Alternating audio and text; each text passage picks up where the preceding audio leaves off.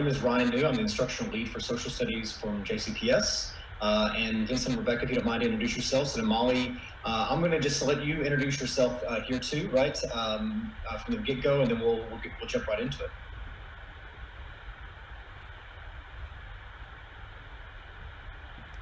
Good morning, everyone. I'm Rebecca Ingram. I'm the instructional coach for social studies.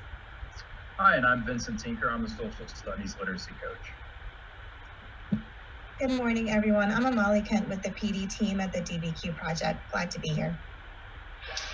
All right, so what I'm going to do next is I'm going to go ahead and share my screen, and we're going to talk a little bit about why this is going to look a little different than all the other contents when it comes to the virtual option. So let me share my screen here.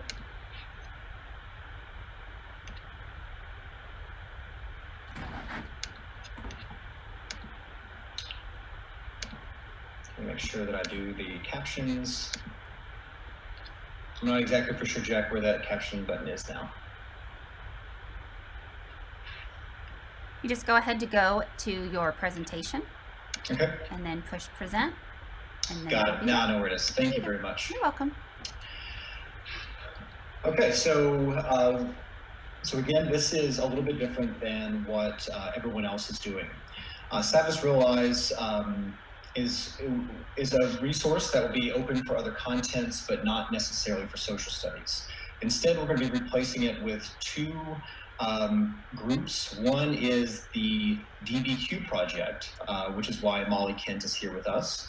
We'll be partnering with them so that the work that we do here, its alignment to standards, the racial equity policy, and ultimately our civic vision, right, for social studies, can continue down that same path. All the work that we do, and we're going to be talking about today, can be continued in the future, right? So the idea is that even though this looks a little bit different, we'll be able to fold this straight into our curricular framework so the work that's being done during the virtual setting can continue on in perpetuity in your classroom. The second group that we're going to be looking at, which I'll talk a little bit about, is the Stanford Historical Education Group. We'll be able to leverage some of their resources to be able to help supplement some of the learning. So let's go ahead and dive into this. So the very first place to go is jcpssocialstudies.com. This is our one-stop shop for social studies for the district, and it's going to be where we are housing the virtual option. Once you go to the website, at the very top of the screen, you'll notice here it says virtual option, and you'll be able to click down into the menu and be able to find the resources available in that setting. For us today, we're going to be looking at just as an example of using the 5th grade platform here. At the very top of the platform, you're going to see sort of a note that explains why we're sort of choosing this option and what that option starts to look like. Again, as I mentioned before, we're looking at Dbq Project and the Stanford Historical Education Group, and that from this option, this platform, we're going to be providing 3 major elements: resources for the virtual learning, videos for virtual learning, right, and units for virtual learning. As you guys know, or maybe well-versed in our system, the idea that social studies has a new set of standards that are inquiry-based. That inquiry system has both curricular and instructional implications. Here we're looking at a curricular structure where we're trying to build students up to a compelling question, that's the CQ, so that they can ultimately create some form of argument. That's the summative performance task. We want students to be able to scaffold their knowledge through questions, right, moving from supporting questions 1, supporting questions 2, and so on. And at the same time, backwards plan from the summative performance task in all of those formative performance tasks, right, as we're building the skills necessary for students to create those robust visual, written, or spoken arguments. To help formative performance tasks, we have organizational tasks. These are places where students can synthesize their ideas as they help sort of build towards that formative performance task. As we know, sources are going to be all along the way inside of social studies. And even though it's a virtual option, and we're also trying to figure out how do we make discussion more meaningful for our students virtually. That ultimately, once we can do this, we can take informed action, right? But right now, we just got to figure out how to do one day at a time. I mentioned before that there's 3 subsections from that main menu. The first here is looking at resources for virtual learning. You'll notice here that these are JCPS teaching tools. You'll notice that a few of the videos there are already there. We're still working on being able to supplement some of those other videos when it comes to helping folks out. Again, these are elements that we think will be beneficial to our teachers.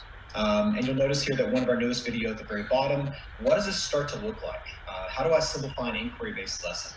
I'm always going to go through and take a look at Dbq and how Dbq does it, but we want to provide another example there as well. When it comes to another one of the resources for virtual learning, we have digital support.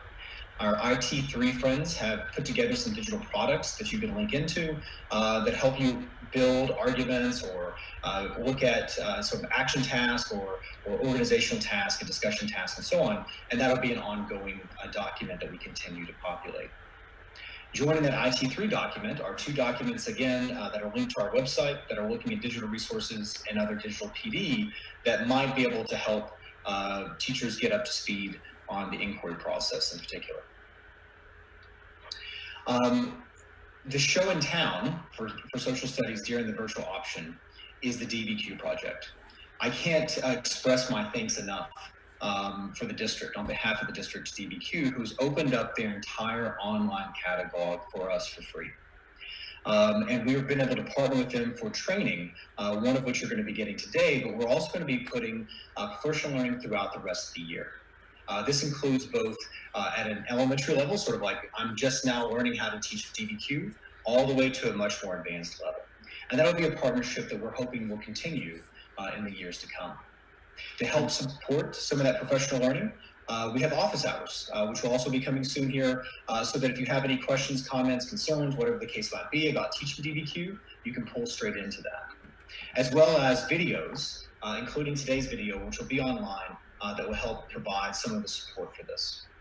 Yeah. I don't mean to knock you off your game there, but it's one of the more important things that we had talked about as a team is that all of this, while it was designed for not necessarily NTI, but kind of when we go back face-to-face and it's the virtual learning option, but just how important and how strategic you all have been as a team that you can utilize all these resources well after we return to a normal world and a normal schedule for ongoing blended learning options. This is not just something that we're going to be doing from, if we go back face-to-face, from January to May, and that's it. This is going to be ongoing and sustained, and teachers can use these digital resources forever, basically.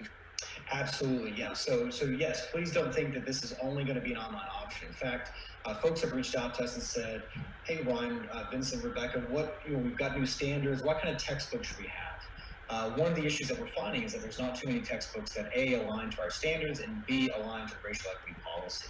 Dbq does that. And so one of the things we've been recommending is to contact Dbq, which as a price point, not that I'm selling for them, I don't get any kickbacks, but the idea here is that this is a fantastic resource that we want to lean into because it helps not only provide a lot of great questions and sources, but we're able to also figure out that literacy component of how do you write a quality answer, an argument to a question. Finally here, the other resource that we're pulling in is the Stanford Historical Education Group. Now, I will say that you'll have to log in. Teachers will have to log into their site in order to access their materials. Please note that I still use my login from whenever I taught at Boyle County, and that the login that you use is just really for them to track information. They don't spam you, they don't do whatever, but basically we do not want students to log into this, right?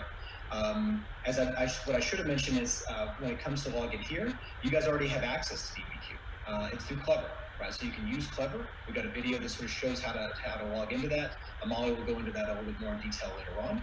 But we're going to be using Clever to do that. So you can basically embed those elements, as Jack and Russ are going to show in just a second, into your Google Classroom. When it comes to Sheg, you'll have to download the materials from their website after again you sign up for their product, which is again free. We don't want students logging into that. Once you download their products, then you're able to upload that to your Google Classroom and be able to sign it like anything else. So for us on the online option, the virtual option, is you're going to be leveraging essentially what you're doing in Google Classroom in order to access these materials. The second element of this are the videos for the virtual learning. We've included some here when it comes to social studies inquiry. These are videos that were produced by our team, where you're looking at everything from how do I read the standards, how to prepare for state assessment, because that still might be a thing this year, how do I scaffold inquiry-based learning, and how do I approach an inquiry-based lesson. These are meant to give some back-end understanding of how to go about approaching both the social studies standards, but also how we've approached it in that inquiry-based element. We'll also have some videos, and just so you guys know that this is the one part that's really missing, right? Because the ones I've got highlighted are going to be repopulated from today's session, right? So you'll be able to we're going to carve up today's videos so that you can go back and use the power of pause in order to re-access this information.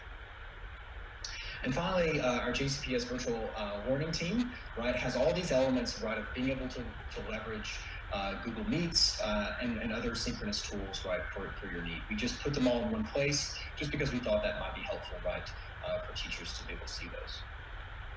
Finally, the third option here is the curriculum itself. What we've tried to do is maintain the integrity of looking towards the standards, but we also know that Dbq and SHEG were meant to be supplemental materials and not necessarily the full force of the entire curriculum. Because of that, we've had to condense some units for a virtual option. So please recognize that this virtual option is different than our regular curriculum frameworks. If you're following those, continue to follow those. But as you guys know, we're still working on being able to build those out. And then typically the timeline on that is it typically takes about 3 years to have a full curriculum built. Technically, this is year 2 for us. But by the end of this year, we're going to have all of elementary finished. Most of the others finished too. So we're going to be a year ahead. At least, knock on wood, that's our plan. Make sure that number 2 here, that you continue to teach the language of the standards. Just because you teach a question and just because you have sources doesn't mean that students are going to be prepared for that state assessment. We have to make sure that we're pulling in the language of the standards, and our team has already gone through, as you're going to see in a second, and aligned every single one of the DBQs and SHEG resources to social studies standards for the state. And finally, inevitably, there's going to be some gaps, maybe in chronology or in just sort of a topic, and you may need to backfill some of those gaps in with very strategic instruction to make sure that students are able to see a clear line of thinking. What does it start to look like? Well, on this, you've got a drop-down menu. So I want to make sure this is super clear, right? We've got this little caret here. It's going to be a drop-down menu. So when you go to click that, what will populate will be a series then of questions. You'll notice that we've done 2 things, actually 3 things. One is that we've sequenced these in a way that we think makes sense. Please note that you can sequence them in whatever you would like to do. You can include or not include. That's up to you, as it always is as a teacher. You'll notice that they're underlined. The SHEG documents go straight to those individual SHEG elements. But again, teachers will have to log in, not students. Only teachers will be logging in and be able to download those materials for their Google Classroom. When it comes to DBQ, not shown here, all of those links just take you straight to Clever, right? Because that's how students are going to be able to access that, as are you as a teacher. The final component of this are the standards. You'll notice that under each of the questions, as it runs throughout the entire virtual option, you'll see that they align to the 5 standards that we typically look at, right, for each lesson within social studies. We see a questioning standard for number 1. We see a geography standard. We see an economic standard. Those are the 2 disciplinary standards. And we see using evidence and communicating conclusions, right? So what we try to do with these specifically the inquiries, those are going to populate quite a bit. So you're going to see a lot of redundancies. That is intentional because it takes a long time to be able to develop those inquiry skills as a process. So that's pretty much from soup to nuts, right, in our understanding. And Jack, I'm going to turn it over to you, but I'm happy to continue to advance the slides. But I do know that whenever you guys do your live demo, that I will have to stop sharing my screen. So I'll do that whenever you tell me to. Yeah, thanks, Ryan. Again, that's an impressive amount of work that you and Vincent and Rebecca have been working on. That the website looks amazing. It's going to be such an important resource for all the social studies teachers in JCPS. I think we're just going to go straight into Google Classroom now and show them oh no, we're going to show. Yeah, if you go back a slide, Ryan. Yeah, so you might have a question. How do I get to Dbq? And Imali's going to talk more about this a little bit later, but just to kind of give you a taste, if you could go to the next slide, Ryan, you're going to access Dbq by going to Clever. You've got so many resources in Clever, and Dbq is one of them. When you click on that JCPS Quick Links, it's going to take you to that Clever drop-down, and you're going to click on the district page. You will see a red tile with Dbq. You select that from district applications. When you click on that Dbq, if this is the first time you've accessed Dbq, you will see the terms of use, and you'll have to accept those terms of use, of course, review them. You want to do that. And then after that, you'll see classes and assignments, and that is where you will create your class. And you'll have a class code, and then you'll go into Google Classroom. You can share that class code through Google Classroom. And so that takes us to our live demo now that Jack's going to take us through. Yep. Thanks, Russ, for that reminder. And Imali's going to go over that in a little bit more detail just in a few minutes. I'm going to share my screen and just kind of show you all. Hopefully this is the right one. I believe it is. So as Ryan pointed out, the two major resources that folks are going to be using for this are either SHEG, the Stanford Historical Education Group, I think if I got that right, and Dbq. So Russ and I kind of were filling out a Google Classroom on how teachers might post that kind of information for their students. And so this is what we kind of came up with. So in the stream view, we said, all right, in Unit 3, which is we kind of guessed would be this week, it just shows that we're going to be talking about the Aztec, Inca, and Maya empires, but it's going to be focused on Dbq. And since the kids will be using Dbq for that Unit 3 primarily, or at least it starts out with Dbq, we just gave them instructions, pretty much like Russ just demoed, that you're going to go through Clever and log in. The student will log into Dbq, and that's where they're going to be working from primarily for that first couple of supporting questions for Unit 3. And it just has those links, the Clever login link and a short video that Vincent, I'm pretty sure Vincent made about logging into the Dbq project. So they finish all that up in Dbq, and then in a couple weeks are ready to move on to Unit 4. And Unit 4 starts out with a SHEG document. So this is the instructions that we gave students for SHEG, and it's going to say, now we're dealing with a new question which focuses on the Black Death. It's with SHEG. So in this case, we're not going to be using Dbq to start out with. So we tell the students that they need to really pay attention to what is happening in Google Classroom. So with Unit 4, you're going to be pulling in all those resources that Ryan was telling you about, like SHEG has PowerPoints and they have the primary sources and lots of other great resources. But you as a teacher need to get that moved over. So let's go take a look at the classwork area, and it makes a little bit more sense. So here I have that Unit 4 area that I've organized by week, and I've got the directions, which are pretty much what I just showed you in the stream, but I've pulled over one of their PowerPoints and then converted it over to Google Slides. So I just assigned that out to all the kids for some background information. And then I started pulling over the two of the, I think there may have been 4 or 6 documents there, but I just literally, when you get into SHEG and log in, it downloads as a PDF. And all I did was copy from the PDF and paste it into a Google Doc. And I did that so that the students could mark up and make comments, and you could make comments. You could use all those tools from Google for an analysis of that primary document. So that's just kind of how Russ and I thought about using both Sheg and Dbq in that in classroom. Yes, sir. Correct me if I'm wrong here, but so an important distinction would be Dbq is more of a classroom environment, right? So people want to go to Dbq and they can access assignments there and whatnot. Sheg is more of a resource for the teacher to find documents and to post in the Google Classroom, correct? Yeah, so I think that's pretty accurate. I mean, one of the things that let me go back over here. One of the items that we've discussed on the team is what's a platform and what's content, and Dbq, and Imali, you can join in, and Ryan as well.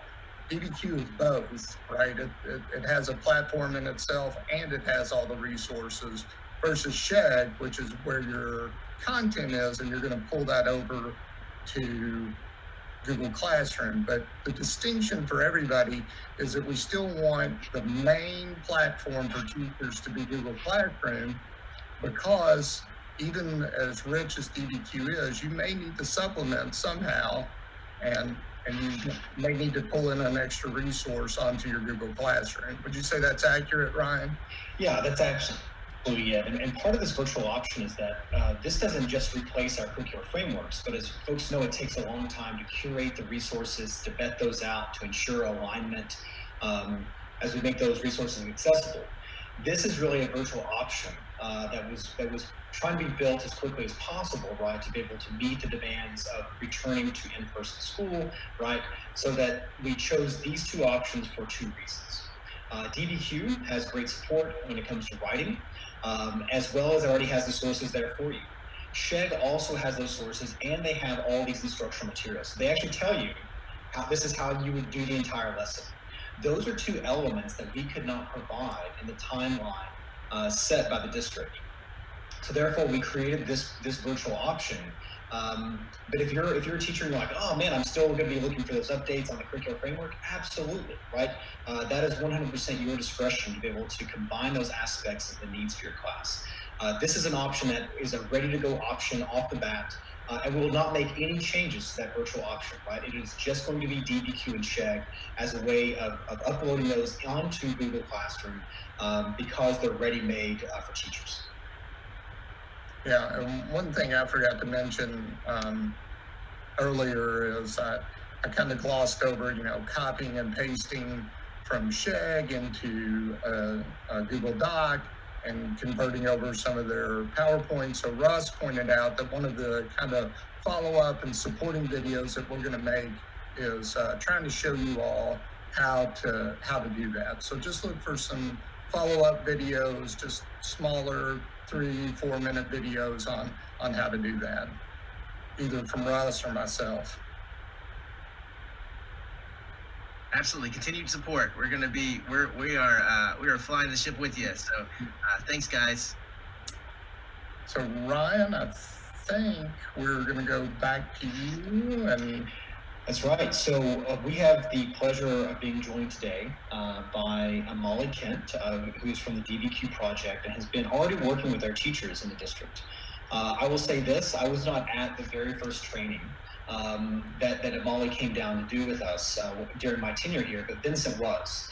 And he said that it was just amazing. Teachers walked out sort of reborn, so to speak, right? And then how they're viewing inquiry-based learning, and specifically the hard task of getting students to dig into primary and secondary sources as a way of constructing, right, cogent arguments built on evidence. And so Imali's going to walk us through the Dbq Project Online, which is their online version. Now, most folks may have the binders. Well, those binders don't do us a lot of good right now, right? If they're stuck in a building and we can't make copies, right? The best thing I heard during all this whole thing is that I don't have to make any copies, right? And it's true, but we have to make sure that the copy has been replaced by my internet's not working, right? And so Imali's going to walk us through both the platform, which is highly adaptable to your needs, right?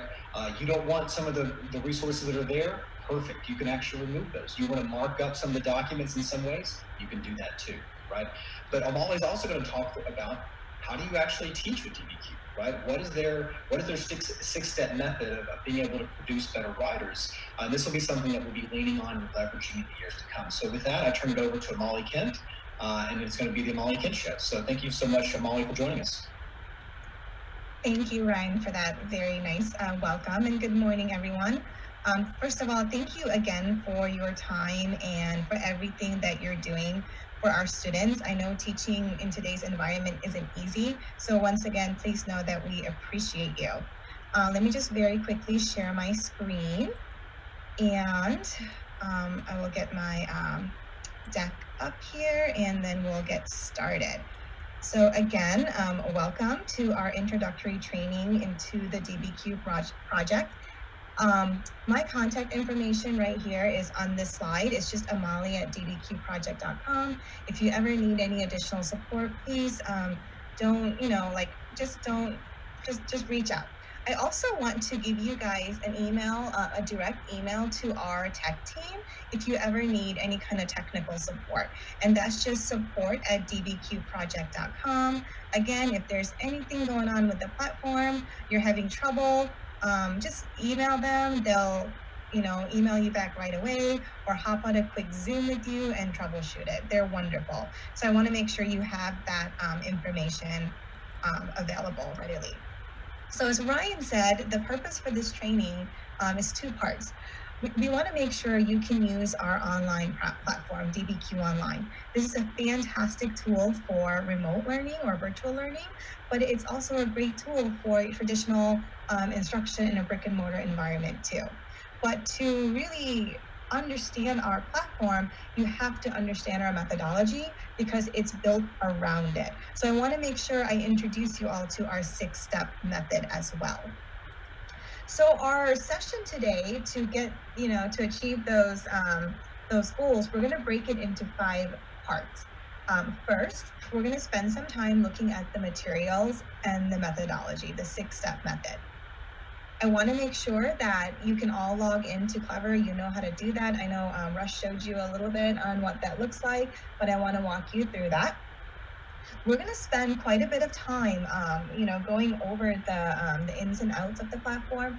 How do you create a class? How do you customize assignments? How do you provide timely feedback to your students? That kind of thing. And then I'm going to walk you through creating a lesson that I might use as a first lesson with my kids. Now, when I make this lesson, what are some things that I'm going to do to make this first lesson go smoothly, right? How might I introduce some of these annotation tools? How would I introduce document analysis to kids if they're brand new to not only inquiry, but maybe Dbq Online itself? So we're going to spend some time, as Ryan said, looking at teaching with Dbq Online also. And then at the end, there's lots of support available for you. You have a wonderful team at your district office, but our tech team is also here to help you too. And I just want to make sure you know all the support that is available to you. So just a couple of housekeeping items before we dive into this. If you are watching this live, please, send us your questions. We'll definitely stop along the way to answer those as well. As Jack said, we are keeping an eye on that chat feature. So ask us questions if you have it. Okay, let's go ahead and dive right in. So let's start with the first part, looking at the Dbq project materials and our 6-step method. So for those of you who are brand new, I know this is, by the way, I didn't say this earlier. I've been with the Dbq project since 2014 as a trainer. But before that, I taught elementary for 8 years. And I was exposed to the Dbq project through the Teaching American History grant. And when I first heard DBQs, I'm like, well, what's a DBQ? It wasn't something that was really common in the elementary world because, since the 80s, DBQ has been around, but it was for high school. Right? It was how College Board assessed it was part of the AP exam. So I didn't know what it was all about. So let me just go back to the beginning. DBQ stands for Document-Based questions. And as I said, for a long time, it was exclusively for high school. But us at the Dbq Project, we're about, making sure all kids do the deep thinking, the analysis, the synthesis, the sourcing that is required in a Dbq, but starting really young, right? We shouldn't wait till high school to teach these skills, right? We got to teach our kids not only content, but how to be critical thinkers. So that's what our mission is all about. Before I go deep into our actual materials, I want to show you a quick clip just to, again, kind of introduce you to our mission we're very, very strong in our beliefs that all kids need to walk out of school being these critical thinkers. So let me show you this quick clip real quick.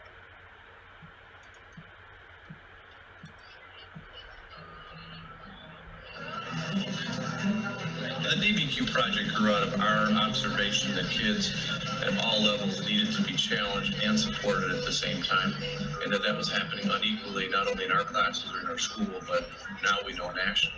It really is, in my heart, a way to accelerate the achievement of a lot of kids who need accelerating, but do it in a very concrete way.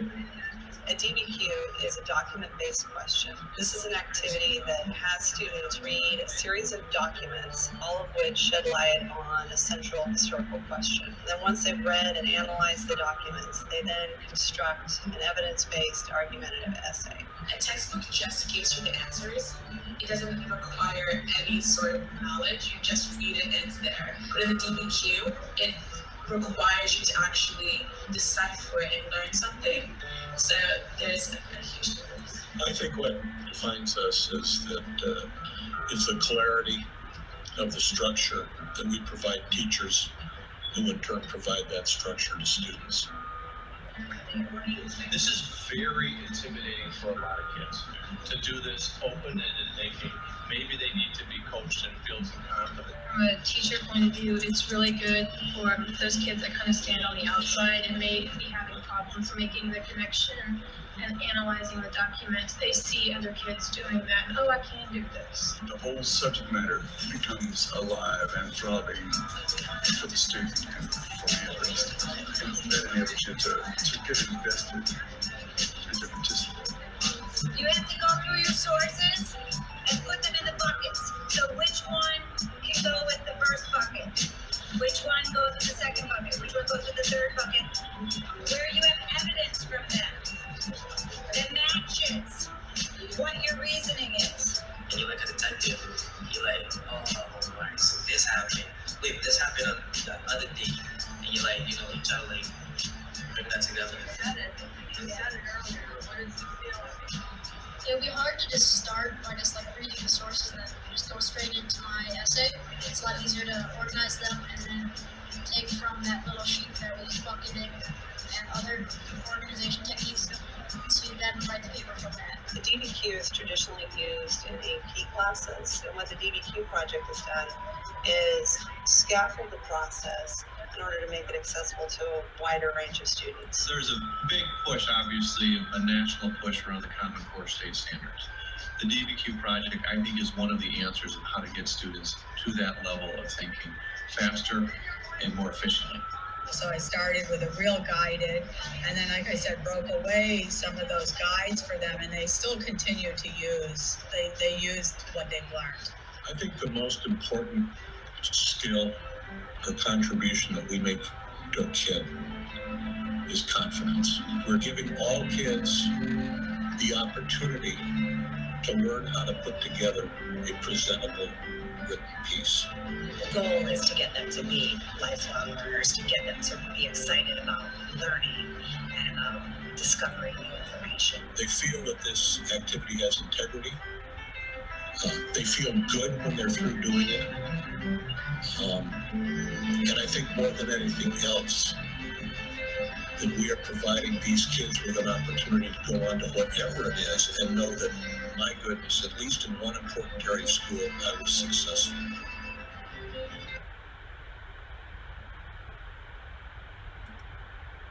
So, ladies and gentlemen, as I mentioned before, again, we know how important the content is. Of course, we have to teach content. Of course, we have to tackle literacy. But again, we want to make sure these kids are leaving our classrooms being critical thinkers and lifelong learners. So let's go ahead and continue on by looking at our materials. Again, if you have any questions, let us know if you're watching this live. So Ryan kind of talked about this before. We have two different types of materials. We have our print binders and we have our digital platform Dbq Online. We will be talking about the online platform during this training. But I want to let you know that these print binders exist. They might be in your school buildings already. But if you see this print binder, just know what's on the digital platform, Dbq Online, well, the content's identical. Okay, you're not going to get different content on the online platform. It's the same. But what's different is being able to use it, to teach kids remotely. And also, even if you're in an actual classroom, there are tools to scaffold and differentiate a little bit quicker and easier with Dbq Online. But just know the content is the same. When you log into Dbq Online a little bit, you'll see tons of binders in your library.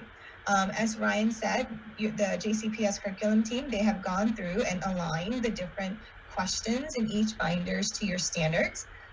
There are Dbq binders, and then there's mini Q binders. Teachers always ask me, Imali, what's a mini Q versus a Dbq? Well, our Dbq binders were our original binders. And when these were created, way back when, this is probably even before I think I was an educator, the AP exam had way more documents in it, actually like double the documents. So our original binders, our Dbq binders, have more documents that goes with each compelling question. A lot of advanced classes still use them, and you can still pull out documents for instruction. What are mini Qs, which most grade levels use, the units in those are smaller, typically between 4 and 8 documents. And there's mini Qs in American history, civics, econ, geography, world. There's all these different binders. Elementary teachers, I want to point out that there are 2 elementary binders also. And a lot of your lessons will come from these elementary binders. And I'll make sure today that I'm highlighting units from these binders. But again, you'll pull some things from the other binders also. But these binders have been around for about 3-4 years, and these were written specifically for an elementary audience, okay? Kamal, you piqued my interest with the word economics. I just remember kind of shuddering every time I had to cover that. So that's fantastic that there are resources out there. That was always a tough one for me to cover as a social studies teacher. Oh, absolutely. It's funny, another district that I worked with, they were implementing Dbqs systematically each year. They were, adding Dbqs into their library. And the first one they started with is with the econ binder, because often there's not a ton of great resources for econ. And I guess I should also point out that the econ binder, was actually written a good chunk of it over in Kentucky. So thank you all for that. We're based out of Chicago, by the way. So I will focus on the elementary binders for this particular session. So before we do that, I want to introduce you a little bit to what these lessons look like, because again, whether you're using the econ binder, the geography binder, or the elementary binder, that format is the same. We'll look at the 6-step method closer in a few minutes, but let's just get a quick snippet, a quick peek at one of these lessons look like. And I'll have some elementary kids here from Texas actually do that for you. So let me hit play. Hello, my name is Jewel, and for the past few weeks, I've been studying what caused the Dust Bowl. So I have put together this essay for you, and I'm just going to read it right now. Have you ever seen it picks up a swarm of dust? In the 1930s, the Dust Bowl unexpectedly hit the southern plains of the U.S. It was the Great Depression. People losing their jobs. People like the rabbits who every day sleep and sweat clots over the houses caused the Dust Bowl. We will always know that the dust storm was the most wretched dust storm in history. about DBQs is learning more history. I like that you could what about anything you want, but it has to be on topic. It's super fun to be learning about the Decibel. What I like the hook exercises because they're really nice and they help you kind of prepare for what you're actually writing. Like it has the background essays, and the background essays really give us a lot of information. And if you don't want to read it, then you could just let the computer read it to you. Then I would take notes on the different paragraphs, and I would say, oh, I should probably put this in my writing, so I would put it on the sticky note. And if you organize your thoughts, then it will be easier to write. My favorite part was the documents, because you learn stuff about something you didn't know in history. So I had to read a lot of documents off of the Dust Bowl to figure out how the Dust Bowl happened, what caused the Dust Bowl, and why. It's coming up with evidence and thinking. It's not just like writing. I like when my teacher puts the sticky notes and stuff because it helps a lot.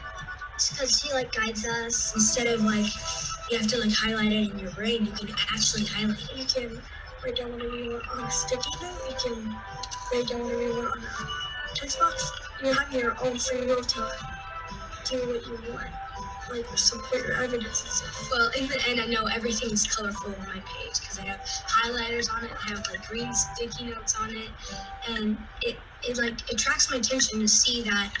Look, this is important, this is not, don't use this, use this.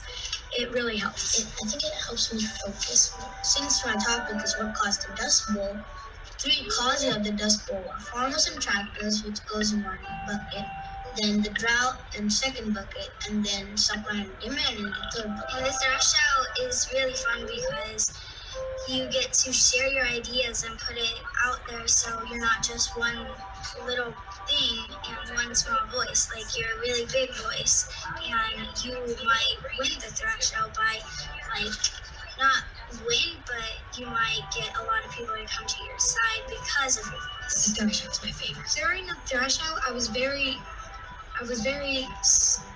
really liked the way the supply and demand had all the backup and information I needed. I just enjoy speaking loudly and debating over what I believe. But then as I got more and more to writing my essay, I realized I didn't have enough as I did with the tractors or the drought. You get to use your proof and evidence that shows what you're writing about is true. I tried pretty hard. It helps me become a better writer. I feel very proud of myself. I'd also like to thank Grammarly.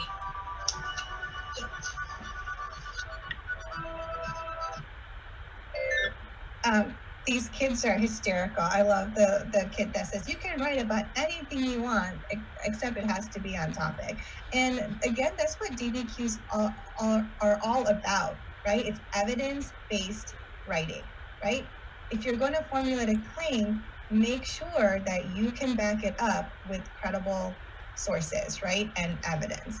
I really wish some of my family members can kind of figure that part out too. Thanksgiving might be a little bit more pleasant at our house. But anyways, it's an important skill. So let me continue to go on and talk a little bit more about the materials, unless Ryan or Jack, if there's any questions that have popped up in the chat that I should address. It looks pretty quiet over there, Molly. It's we're just typing in some, pointers as you go along. So keep on keeping on. I'll let you know if anything. Sounds good. Okay. So the next thing I want to point out is if you are using our materials, whether it's online or whether it's with those big print binders, is you'll notice that every single lesson is printed multiple times. In the mini Q binders, it's printed twice. In the elementary binders, it's printed 3 times. And let me go over what those versions are. So the first 2 versions you would see, and this is in all the elementary and the mini Q binders, is you have an enhanced version. It's labeled with an EV. And then there's a second version that we call the clean version, and it's labeled with a CV, and it's very clearly labeled. And I'll show you what this looks like on the online platform in just a little bit. But as you can see, the difference is that the enhanced version has some supporting questions, some text-dependent questions to help the kids analyze the document. So if your kids need a little bit of extra support, the enhanced version might be a great place to start. Again, I taught 5th grade and we use the enhanced version most of the time. So I just want to let you know that that's the difference between the enhanced version and the clean version. The 3rd version, this is only in the elementary binders, we have something called a micro cue. So we have the EV, the enhanced version, the CV, the clean version, right, without the scaffold. And in the micro cue version, everything's smaller. So what you're reading, for example, that background essay the students talked about a little while ago, even that reading passage is shorter. Instead of seeing maybe 3 or 4 documents, the kids might see 1 or 2. So a micro cue is, the content's the same, but it might be a great way to start off Dbq Online because everything's smaller, right? It's much more manageable. And what's also a little bit different between the micro cue and the EV and the CV version is that in the EV and the CV version, the end product is an essay, right? And in the micro cue, it's one well-developed body paragraph. So again, the task is also smaller. But of course, ladies and gentlemen, you know, when you're first starting out with, you know, these Dbq lessons, maybe your end product is a paragraph or a quick write. Or maybe, you know, it's a discussion board that you're using with another platform. Or maybe it's a Flipgrid that where the kids make a little video on their claim and explaining why they think what they think. So don't be afraid to use other platforms or other tools along with Dbq Online. And I'll definitely model that as this particular training continues. So once again, there are 3 versions of the same lesson in our elementary binders, the EV, the CV, and the micro cue. And in our mini Q binders, right, the econ binder, geography binder, world history binders, there's the EV and the CV. And again, remember the difference between EV and CV is that the EV has the guided questions or those supporting questions that go along with each document. The last thing I want to point out about materials before we log into Dbq Online is that every student page that we have has a matching teacher page. We joked around earlier about econ. If I had to teach an econ class, I might cry, right? I mean, I don't really know much about it. I haven't had econ since college. So I love these teacher pages because there's all this extra content notes on the teacher side, right? I joke around, but but I'm not joking. You can totally fake it until you make it with the teacher notes. The content notes are fabulous. All the answers to those guided questions are there. And in a lot of our binders, there's also skill builders and other ideas on that teacher page also. So it's just a fabulous resource, especially right now, if you're teaching a class that is new to you. Because I know, you know, right now, a lot of movements happening for educators. So just an FYI. So that's just a little bit of information about our materials. And we'll log into Dbq Online in a minute and look at this material a little bit closely. Okay, so I think we talked about the lessons quite a bit so far, and I think why these Dbqs are important has, you know, it's pretty apparent. We're doing a lot of higher order thinking when we're going through these Dbq lessons. But again, I have to be really honest. I'm always very transparent when I do these trainings. Using inquiry-based lessons, they're great, but sometimes our kids, they struggle with it. And sometimes us as educators, we struggle with it because you have to kind of almost like let go, right? It's not us lecturing. It's not us just telling the kids what happened. It's like we have to let them go to discover it, right? And then we have to find ways to kind of steer them in the right direction if they're way off base, right? We have to teach them how to interpret history. And that's not always easy. So again, that is why, as I mentioned earlier, all our lessons have this methodology that we call the 6-step method built in. We hope that seeing the 6 steps in third grade, 8th grade, 11th grade. That kind of vertical alignment of skills will help the students tackle an inquiry, right? Or if a student becomes an adult and they have this question or this source in front of them, they know exactly how to think. Well, there's this question that I'm seeing, as I'm watching the news. Okay, what should I do? Let me go corroborate it first. Well, what's the source saying? So again, this is why we have that 6-step method built into all our lessons. And it's really, really important that you all are comfortable with the 6-step method to understand the ins and outs of our platform. So one last video before we log in, and this video is going to go a little bit more in depth into that 6-step method. And again, once we log in, I'll make sure I talk about how to adapt certain things when you're in a remote environment as well. So real quick, a little bit more in-depth look at the 6-step method.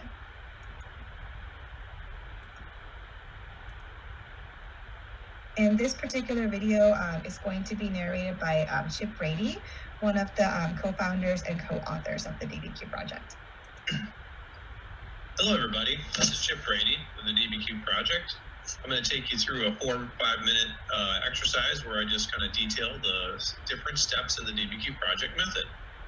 We'll use the Dbq Online platform to kind of walk you through, and I'll use a mini Q because it most clearly lays out the explicit nature of our teaching approach. We'll go into Volume 1 World History, and we will actually use the Fall of Rome, Dbq. Don't worry about how to get here. That is a different screencast. In our work for the student, we'll focus on the student side. We always start with a cover page, which addresses the question here, and it gives a little bit of an overview and lists the documents. There's a lot of work to be done on this page, but it is not officially part of the step 1 or step 2 of our process. That starts when you hit the next page, which is a hook exercise. The hooks are meant to be interactive when you're in a classroom, and anything you do remotely, you should ask kids to dialogue if they have somebody in the room or a partner who can talk about it. And they're meant to be 15 to 20 minute exercises debating a particular task or situation. In this case, we're looking at America in the 21st century, looking at things that may be a problem that might actually lead to its decline. And what we want kids to debate there is whether or not which of these is the most significant or not. And again, we want to prime their thinking as they begin to lean their historical minds on into the idea of looking at Rome. So step 1 is the hook. Step 2 is the background essay. This is building contextual background for our students who might need a little more support, and it really targets the task. These are 1 page. We do a lot of active reading and on this, and often multiple reads. If I was doing this remotely, I'd focus on the audio support, and at least one of the reads should involve the audio support. But step 2 is the background essay. That is partnered in the EB version with background essay questions, which are text-dependent questions that might help students deconstruct some of the key ideas or concepts in these particular unit.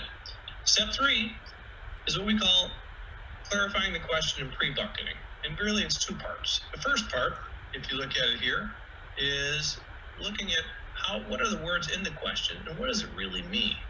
So we always ask them the same way. What is the analytical question? What terms need to be defined? And rewrite the question in your own words. In this particular Dbq, what caused the fall of Rome, we're really defining fall. And if you look at our definition here, what were the 3 reasons most caused the decline of Rome? And of these, which was primary? This is really a student's own language and how to maybe frame the question. We want them to slow down and say the question in their own words, defining key terms. We then want them to predict the categories of analysis.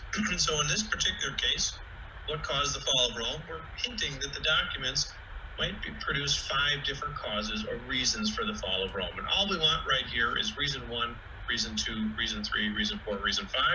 They don't know what the reasons are yet, but we're getting their minds primed to look for these types of things in the document. So step 3 is pre-bucketing and clarifying the question.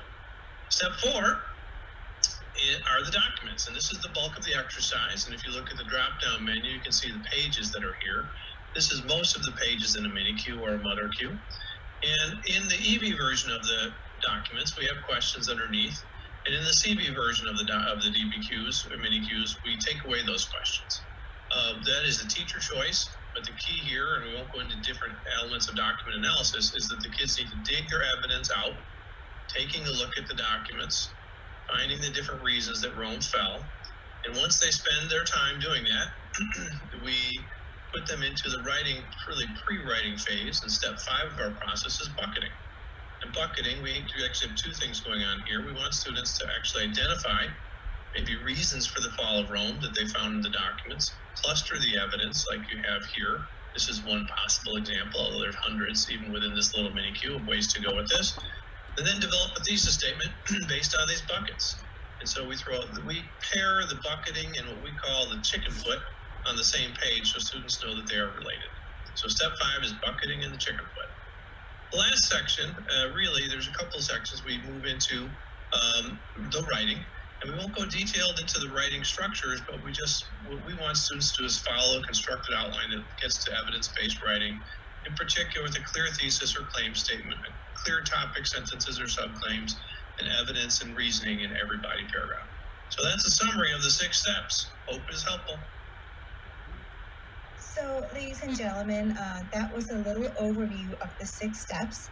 Again, as we plan for this first lesson that you might implement with your students, we'll look at the 6 steps in action closer, and we'll definitely discuss how to adapt certain things to make it work for a remote environment also. All right, so let me go ahead and go back to this deck here real quick. Molly, I just really like how scaffolded this whole approach is. It's going to make it so much easier for both the kids and teachers. Thank you, Jack. I know first when teachers hear like bucketing and chicken feet, they're like, wait, what? Like, why do you have all this in there? But just like you said, the scaffold, it's there to scaffold, right? And once the kids know how to write a thesis or a claim, they don't need to use the chicken foot anymore, but it's a very clear graphic organizer to teach the kids how to first start writing those. So thank you. All right, so let's go ahead and move on to the next part of our session, making sure everyone can log into Dbq Online through Clever. And then after that, we'll look at how to create those classes and assignments and things like that also. So I think Russ discussed this a little bit earlier, but you're all going to log in to Dbq Online through Clever. This is for educators as well as students. So I'm gonna, I think Vincent Tinker made this video. It's fabulous. It shows you how to log in. Let me play that. Then I'll log into my Dbq Online account, and then I'll show you how to make your classes. So again, this is how to log into Dbq Online through Clever. To access Dbq Project through Clever, first you must go to the JCPS Clever page. Then you need to log in. I do this by clicking on Login with Google. That is connected to my Google JCPS account. Then it'll take you to their main page. You can find Dbq Project under District Page.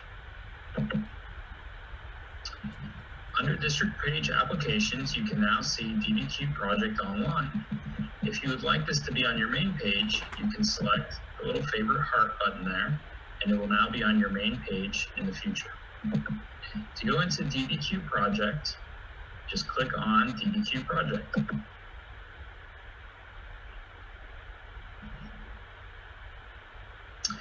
This is the main page of Dbq Project in which you can access all of their files. If this is the first time that you are accessing Dbq Project, you'll be prompted with a terms use page. There they will list the Dbq Project terms of use. If you scroll to the bottom, you will see an accept button that you must check, and then you will select yes, accepting Dbq Project's terms of use. After you accept it, it will then take you to this page. And that is how you access Dbq Project through Clever. Vincent, thank you for making that video. And again, whether you are a teacher or a student, you are going to go to Dbq Online through Clever. There isn't any additional usernames or passwords. The integration is complete. So go into Clever, click on Dbq Online, and then you'll be able to access your classes as an educator, and for students, they'll be able to access the lessons that you create. Okay, so what I'm going to do right now is I'm actually going to log into my Dbq Online account, and then I'll walk you through how to create classes and things like that. So as Vincent said, this dashboard is what you'll see when you log into Dbq Online. Again, this is once you accept our terms and use and privacy, that kind of thing. So here's our dashboard. There's a lot of things here. Couple of things I want to point out to you right away is first, your library, all your Dbq binders are going to be up here on the top left-hand corner where it says Dbq Library. So when you click on that, excuse me, it'll take you to your library. So you can go in and preview the different binders that you have access to, as well as the different lessons inside it. So if I go to, for example, Elementary Mini Qs Volume 2, if I click on that, it'll show me that I have 11 lessons to choose from, right? And I can also see very clearly that I can assign the enhanced version, the clean version without those text-dependent questions, or that micro Q where you are seeing less documents, you have less reading, and the end product is that paragraph instead of an essay. So if you want to preview anything, this is where you can go. Excuse me. So for example, if I want to preview this lesson on how the buffalo shaped the Arapaho culture, or like, the Plains culture for Plains Native Americans, I can preview it. I can go through it, look at the different documents in it. I can go preview the background reading and all those things, okay? So that's how you would preview your library as well as some of those lessons. And again, your wonderful curriculum team has gone through and aligned the lessons that you would use with your standards. Okay, just gonna take a quick sip of water. I'm losing my voice here, that's not a good thing. All right, so let me click on this Dbq Online button, this red button on the top left-hand corner. This will always take you back to your dashboard. A couple of other things I want to point out. There is a quick getting started with Dbq Online video here on the bottom that is going to review what I'm about to show you, which is how to create a class, create assignments, and that kind of thing. So this is the shortened Cliff Notes version of what I'm about to show you. So to create your classes and assignments, you're going to go to this middle tile, and you're going to click on View. I've been in here before, so I already have one class set up, but to create a class, you're just going to select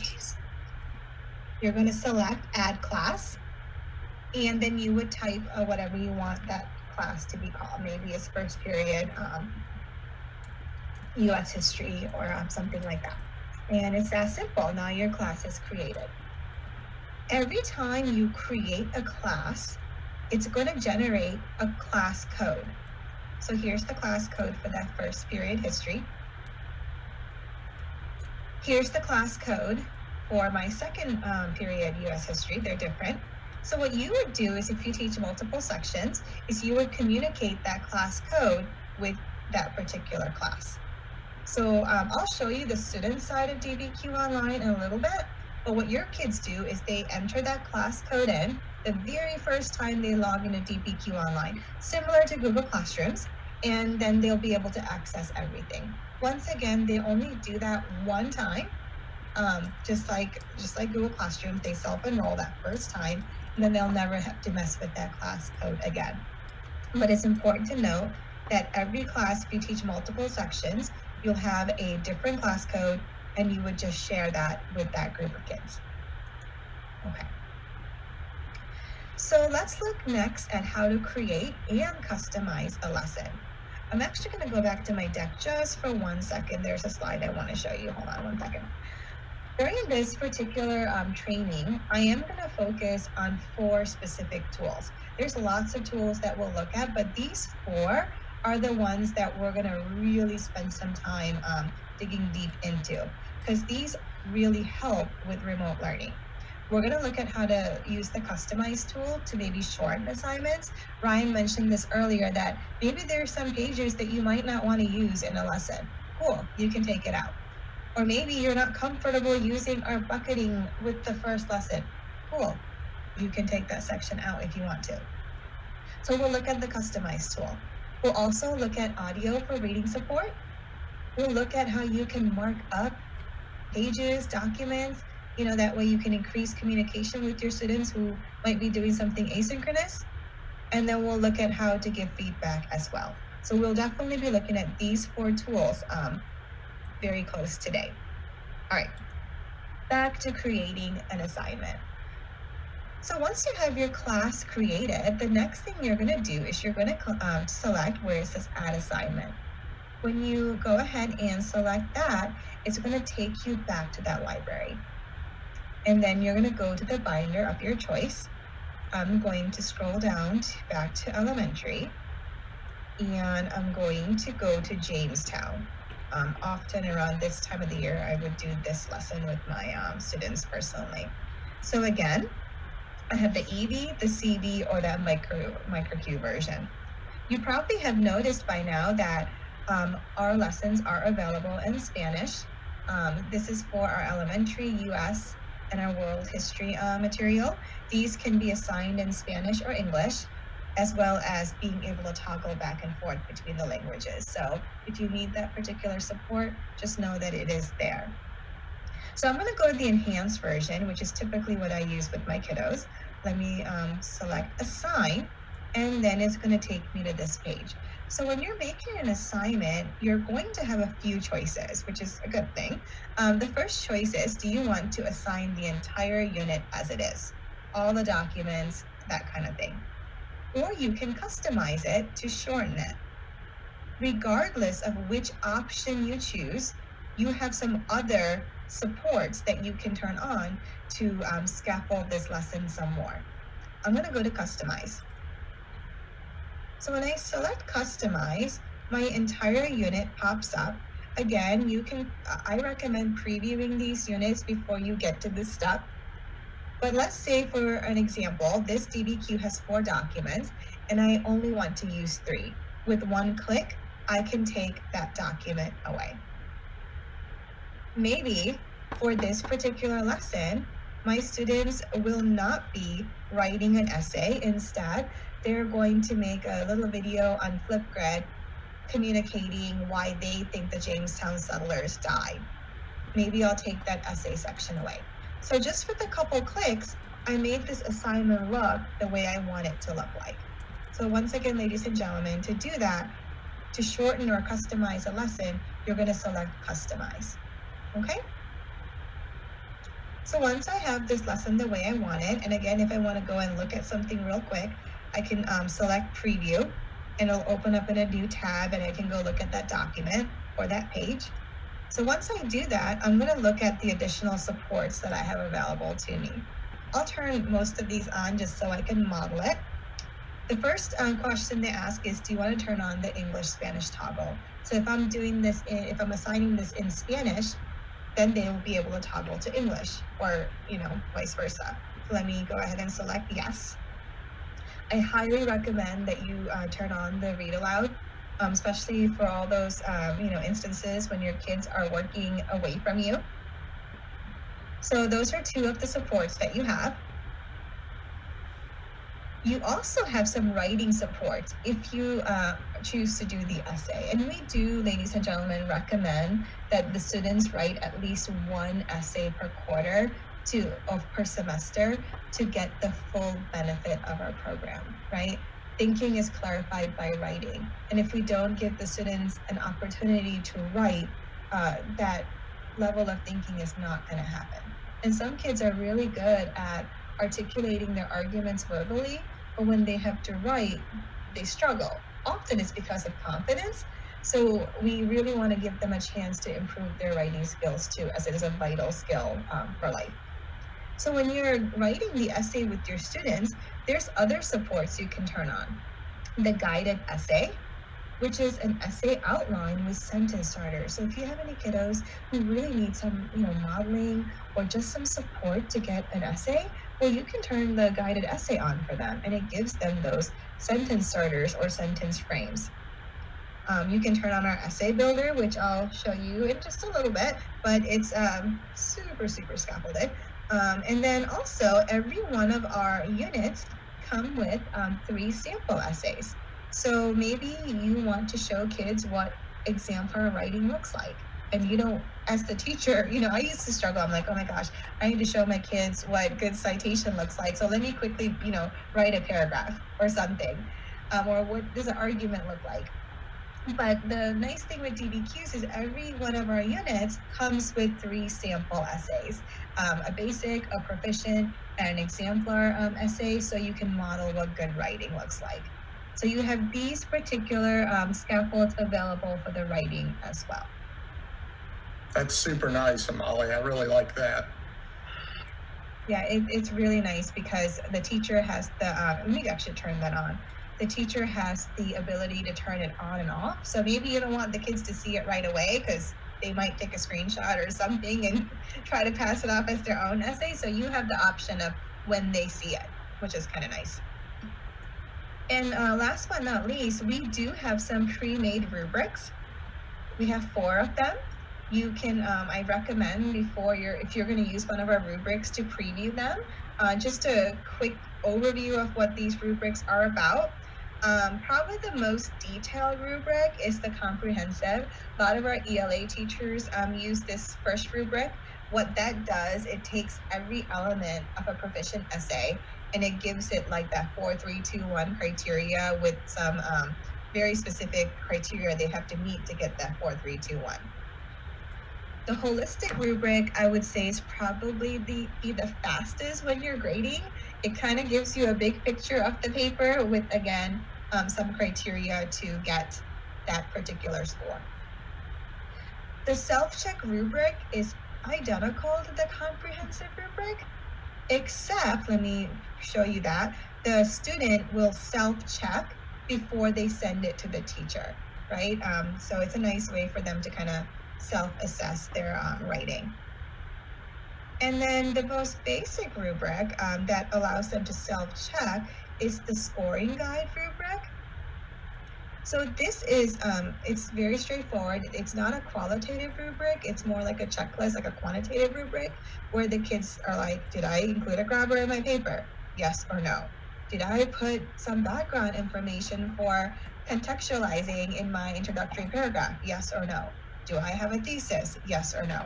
So a lot of teachers use this rubric to start their writing off with, but I know your district has some fabulous performance-based task rubrics that you should look at incorporating as well.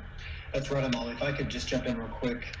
We've been working really hard to make sure that the rubric that we're going to be using, which will be LinkedIn, Vincent actually has a video about this as well, is looking at, is it clear? Is it accurate? Is it evidenced? Is it reasoned? And this will hopefully align better to the K-Prep tests that are coming, right? And as we talked about previously, when it comes to the needs of that test, which should be released at the end of this month, then this is going to align 100% to the types of tasks that students are going to be engaged in. And what I'll say to those elementary folks that are listening, that students are going to have to do more than what the ELA standards require of them. They're going to have to pull together 4 to 5 documents and corroborate evidence in order to create claims. And so DBQ is a fantastic pathway for helping get those students ready for that. Thanks, Ryan. I was hoping you would jump in with your performance-based task rubrics. Great. So ladies and gentlemen, so once you have this lesson the way you want it, then you would push this out to your kids. So one of the last options you're going to see is, do you want to specify students who received the assignment? Now, this particular class that I built, I don't have any kids in it. So I can't use this particular feature, but I'll show you this on another account in a little bit. But basically what this means is once your kids have logged into Dbq Online, all their names are going to pop up here, your entire roster. So what's nice about this is you can send a particular lesson to just certain kids. So maybe you want that Spanish toggle for 3 kids. So you can make this lesson to certain kids, and then you can copy this lesson over to the rest of the class, take the Spanish toggle off, and push it out to them. I hope I didn't lose anybody with that, but I promise you I'll show you that in a little bit in a class where I actually have real kids. But you do have the ability to create the same assignments with different scaffolds for different groups of kids in the same class, which is an amazing feature to have, right? How can you really, really differentiate your instruction? Because we do have a gamut of kids in our classroom. So another super nice feature there, Imali. Thanks for pointing that out to everybody. Absolutely. I had the inclusion classroom, and again, this would have made my life so much easier, being able to just with a couple clicks differentiate what they get. So again, once you have the lesson the way you want it, you're going to either save it or save and assign it. Save means that the lesson is ready, but it's not live in your kids' hands yet, right? Maybe on a teacher work day, or unfortunately on the weekends, like we work too often in, you might want to make something prior, right? So if you're not ready to push it out to the kids yet, just hit save, and it's ready, but it's not live. If it's ready to be pushed out to your students, then go ahead and select save and assign, and then it goes right to their Dbq accounts. So I'm gonna select save so I can show you how to make it live. Regardless of which option you choose, ladies and gentlemen, you're going to, oh, I don't have any kids, you're right. Oh, that's why, sorry, I don't have any kids yet, okay. So let me go ahead and select save. So regardless of which option you choose, you're gonna get this pop-up. And what this pop-up is gonna ask is, hey, do you wanna add any markups? Do you wanna customize this lesson with markups even more? You can add markups later by selecting not now, or you can go ahead and add markups. So what this does, it gives you the whole lesson, and it's now in what we call markup mode. So let me repeat that. Because you're adding markups, you're in markup mode. And you know you're in markup mode because this little yellow box is highlighted up top. Whenever you're in markup mode, you know that yellow has to be lit up. If it's not, whatever you're doing on this page, you're only kind of doing it to your own page, right? So during this instructor markup mode, anything you do onto the page, it transfers also over to the kids' pages. So let's say, for example, you want to give the kids some directions, whatever those directions are. You can type it right onto the page, and when they open their lesson, they'll see those additional directions right on the page. So if they're doing anything asynchronously, this is really nice because you can, again, reiterate those directions right on the documents. And you can add these markups into a live lessons. So in the middle of you teaching your lesson and you realize, oh my gosh, my kids need a little bit more support, they might need like a definition for this and that, you can go in and you can add these markups very strategically, and then the kids will see it on their pages as well. So it's a really nice feature. We call this our instructor markup, okay? But again, you have to be in instructor markup mode to be able to do this. So I'm just gonna navigate by using this drop-down box to the background essay. So let's say I wanna highlight something that I want my kids to pay attention to. When I highlight something in the markup mode, it'll also be highlighted in the student pages as well. But once again, you have to make sure you're in markup mode. And I actually marked up a lesson already, which I'll show you guys what that looks like next. Okay, so to go back to my assignments, I'm gonna click on Return to Assignments, and I'm back to that teacher dashboard.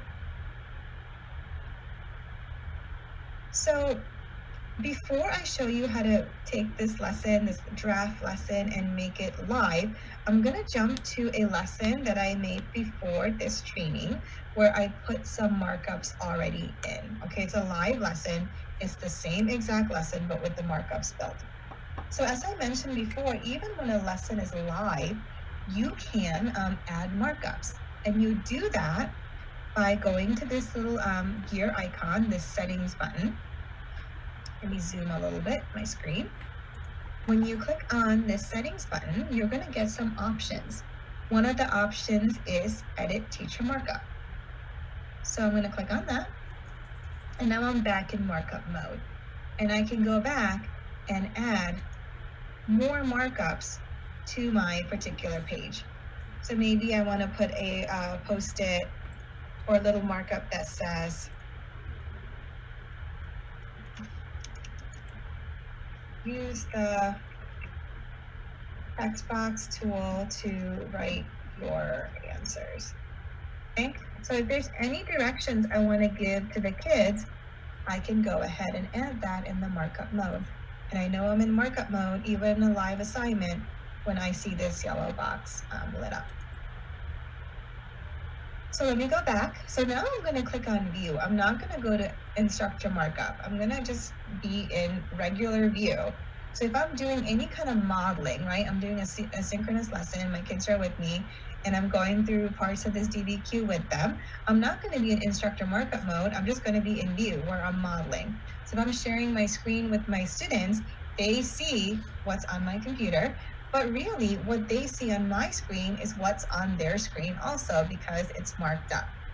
I hope that makes sense. So again, to clarify, if I'm doing any kind of live instruction, where I want to be is that I'm going to press that button view, and then the kids will see what's on my screen, whether it's on Google Meets or Zoom or whatnot. So I'm going to walk you through a little bit of this lesson, and I haven't forgotten that I have to show you how to change a draft into a live lesson. I promise I'll do that. But here we are in this lesson that I've marked up. I can't move these post-its anymore when I'm in view because these were made in instructor markup. So they're there, right? They're permanently there because they were put there by the teacher, me. So a couple of things about navigating Dbq Online. First, to move from page to page, again, you can use this drop-down feature, or you can use the arrows on this light gray bar to move forward or to move back. The students have the same, they see the same exact thing that you see, except you have your teacher notes also, right? So the next thing I want to go over are some of these annotation tools. There are annotation tools in the teacher accounts, and the annotation tools are identical in the student accounts. So our thought process there was, when we use paper, we teach kids to mark up a document, right? We teach them how to number the paragraphs. We have them make margin notes. We have them circle important things or highlight important things, right? I tell my kids all the time, circle words that you don't know, that kind of thing. So we want kids to be able to do the same type of thinking and marking on an online interface. So we have these annotation tools on everyone's own accounts that auto-save right onto their page. So one thing I recommend when you are first using Dbq Online to teach with your kids is to maybe take two approaches. You can choose which one works for you. On how to introduce the annotation tools. Some teachers just very quickly goes over the tools, like very quickly in 5 minutes, and say, take 3 minutes, play with the annotation tools, get comfortable, let's move on. Other teachers, and this is what I tend to lean towards, is I say strategically introduce a couple of annotation tools at a time. So when I'm in the cover page, almost every time I'm doing a lesson, with students or adults, is I go through certain habits on this cover. The first thing I tell them is, okay, let's look at this compelling question. What's this question? Let's use a circle tool to identify it by circling our compelling question. So already I introduced them to the circle tool, right? I might tell them, guys, you can change the colors. If you want to duplicate the circle, you can click copy and you can delete with the little trash can. So I just introduced them to that circle tool, but it was for a purpose. Some of the images in Dbq Online you can click on to enlarge, which is such a great feature, right? I mean, color copies, I mean, that's just a no-no, right? So this is nice. You can project, kids can, you know, click on their own picture and do some close analysis. But maybe what you tell the kids is to look at this picture, read the overview underneath that, so you can get an idea of what this lesson's about. And maybe you tell your kids, hey, grab a Post-it, and I want you to tell me 3 things that you see happening in this picture that'll give you an idea of, you know, what life in Jamestown is about. Maybe have them write down 3 facts and 3 inferences based off that fact, right? But now you taught them how to use the Post-it tool. And again, all these tools, it auto saves on your kids' accounts, and it's a really fabulous feature. Molly, I love the interactivity that Dbq offers both the teachers and the students between the annotations and the markups. Rebecca was commenting about that on the chat, and it's just really good for kids to be able to break all this down. Absolutely. And teachers, educators often ask at this point, can I see what my students are doing? Absolutely. We will look at how you can not only give, but see what the kids are doing in real time and give kids feedback in real time as well. So all these annotations that kids make, as the teacher, you can see it on your end, but we'll look at that in a little bit. And I like to give if my kids aren't with me, right, or certain parts of the lesson they are not with me, I like to give them a little bit more information than maybe even they need. So I modified this lesson. So I told them that, look, we're only going to be looking at documents A, B, and D. So underline the titles of those documents. So they are going to use the underline tool. And they know they're going to look at document A. And I might say, if you want to save yourself some time, hit that copy button, and then you can get another line, right? So now they know how to use 3 of the tools, and I'll just introduce the other tools as we go. What we don't want is, you know, spending 45 minutes just on the annotation tools, because time's valuable, and we want to use these annotation tools strategically and for, you know, instructional purposes. Okay? All right. So that's the cover page, ladies and gentlemen. As Chip mentioned earlier, it's not part of the 6-step method, but it's a pretty, you know, there's a lot of great information here.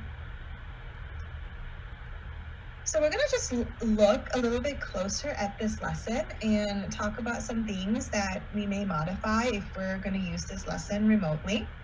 So the first part of the 6-step method officially is the hook exercise. Chip said that before, and the hook exercise is there to get the kids interested in the topic. It might introduce some content they might need to know in a fun way, but the purpose is get them talking, get them excited. In this particular Dbq, they look at a map of Jamestown and they answer some questions. But the questions are fun. It gets them it kind of leads to the fact that there's some trouble coming, so it's a great hook.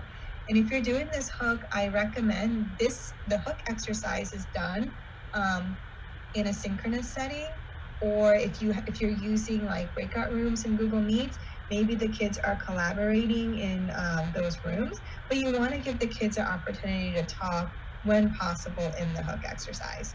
If they're completely virtual, again, encourage them to dialogue with somebody at home. So that's the hook exercise. Now, one thing I want to point out is that the hook exercise, because it's for generating discussion, we don't have text fields built in. If I jump to a document, you'll notice in the documents, there are actual text fields where the kids can type their work. But in certain pages, those text boxes aren't there.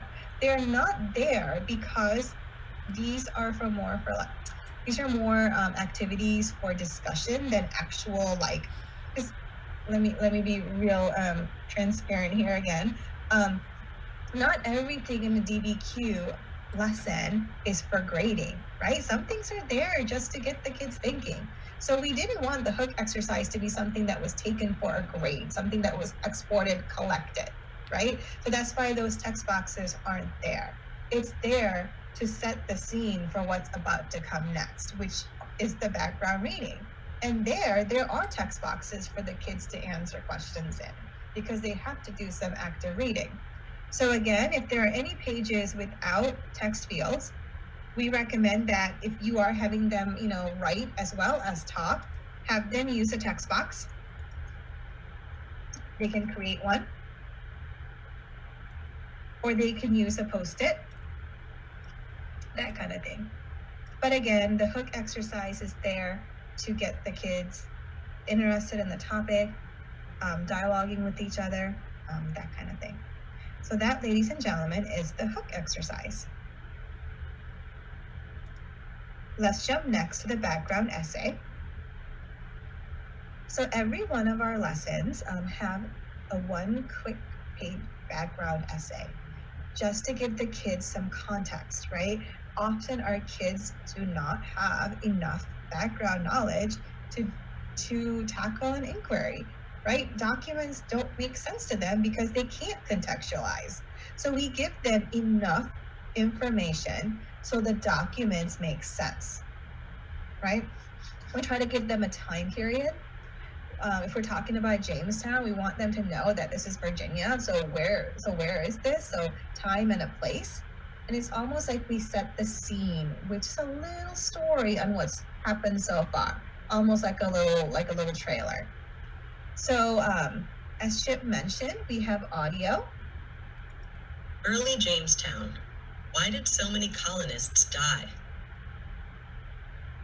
In the spring of 1607. Again, something that you can turn on when you're creating lessons. That way, if the kids are doing this background reading independently and they need that reading support, it's there for them. It's another nice feature, Molly, and it also sounds like you guys had a real human being to record that as opposed to a computer-generated voice, so I like that. Absolutely. The readers are, we try to mimic the actual source. So George Washington will be George Washington. Harriet Tubman will sound like Harriet Tubman. If we have a British author, he or she has a British accent. So if you have speeches, poems that are meant to be heard, you can certainly do that with the audio feature. So a couple other things I want to point out here before we move on. Again, images you can click on to enlarge. Any vocabulary words you can click on to get definitions. And because we're browser-based, depending on your settings, you should be able to highlight, right-click, and look up words that way also.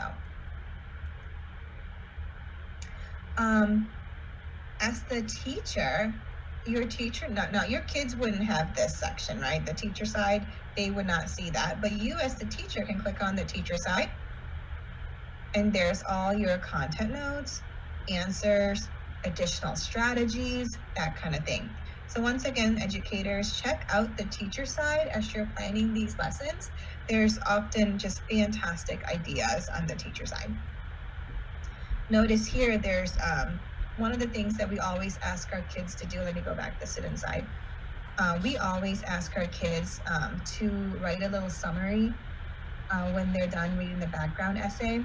It's actually on the next page. We do that because then they can use the summary as part of their introductory paragraph. When they write the essay, we kind of trick them into writing. But notice when you go to the teacher notes, there's some, like if you have kids who need a little extra help, we have these sentence frames where they can kind of type in their answers, or you can give this to kids who need that kind of support too. So check out the teacher side, lots of great resources here as well. So ladies and gentlemen, if your kids are doing this, asynchronously, you can put some directions in. I gave my kids some very simple directions to do while they're reading. Typically, I ask them to read, a passage like this 2 to 3 times. I said in my post-it the first time, just read it for the big picture, just get an understanding. On the second read, I'm going to give them a task, right? Underline any possible threats or dangers to the colonists, because our compelling question is, why did the Jamestown settlers die? So maybe they can already start predicting some of those reasons in this background essay. So once again, use that Instructor Markup tool to help you, communicate additional instructions or even reiterate those directions if those students are not with you. So that, ladies and gentlemen, is the background essay.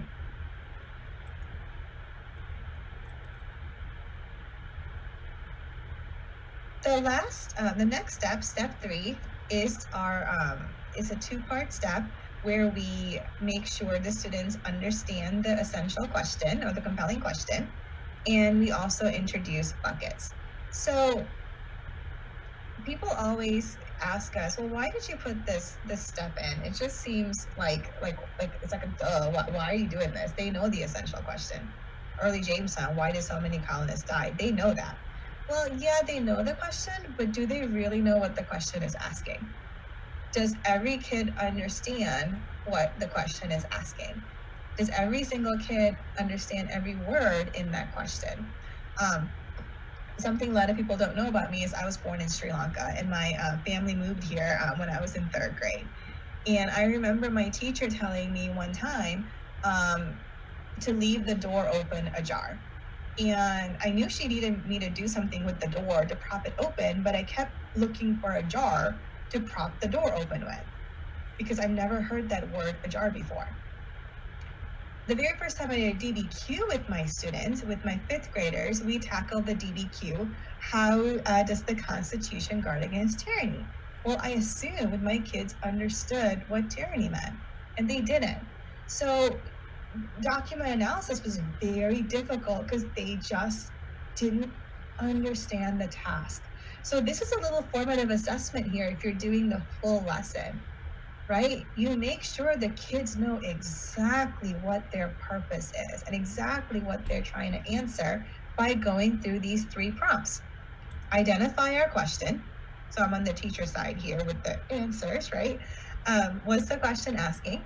And they'll do this on their own or with a partner. So again, it's your formative check. Are they ready to see the documents? Are there any words that we need to define or elaborate on or to expand on? Often it might be colonist, and maybe early. Like, what do we mean by early? Are we talking the first 50 years, the first 100 years? That kind of thing. And in the background essay, we didn't read it, obviously, so we missed this part. But it talked about how we're looking at the first 4 years of the settlement. So early is actually between 1607 and 1611. So we asked them to rewrite the question in their own words. What is this question really asking? And if they can write the question in their own words, then we know that they know what to do next. We know that we're not going to get 20 essays and we're going to read them and go, what the heck is this kid talking about? Because they misread the prompt. So I personally really truly believe that doing step 3 well will make your DBQ experience a pleasant one. And not doing it well, or maybe skipping it, might, put some, it might just kind of derail your plans a little bit. But that's the first part of step 3. Do you understand this question? If so, tell me what this question means in your own words. Imali, I think it's really important point that you brought up, especially with your own background and how that ties into JCPS and a district our size. I'm not exactly sure that this is the right statistic, but I think there are over 100 different languages spoken in our schools. So just making sure that a teacher is not using a phrase that confuses kids and that they really understand this question of what's being assigned is important. And Rebecca kind of echoed that on the chat. So appreciate you bringing that up. Absolutely. Even that word guard, and how does the Constitution guard against tyranny? Is guard a verb or is it a noun? What do we mean by that, right? I mean, so it's just a really important step. Please, this is one step that I say if you're going to use the whole unit, don't skip this step. It's just vital. So part of step 3 is also introducing buckets to our kids. We often go to conferences and we're known for our buckets, right? And the buckets, when I first saw them, I thought, oh, I don't know. That seems a little primary, but they're fantastic because it just makes sense. So we tell the kids, look, guys, you're going to see documents. You're going to collect evidence. All the documents are going to, or all the buckets are going to do is help you collect your evidence and categorize or sort your evidence as you go. And they've been taught to sort since kindergarten, right? To classify in science. So buckets make sense. It gives them a way to frame their thinking. So in this case, there's 3 buckets. And if our question is, why did the Jamestown settlers die? The buckets would each represent a reason why they died. So what the kids might do is they might start off with real generic buckets. They're going to say, you know what, I'm going to look for 3 reasons.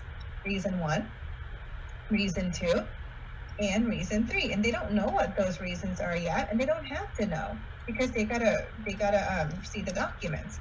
But at least they know by the end they need to have 3 reasons. And if you modify the lesson and you take some documents away, it's important to let the kids know here that they might only be looking for 2 reasons or 1 reason or something like that. Just don't forget, educators, to modify the number of buckets that or answers that you need if you modify the actual lesson. Okay? And if you have an argumentative prompt, like this is the ELA one, forgive me, but it's Grimm's Brothers. Were the Grimm's Brothers too grim?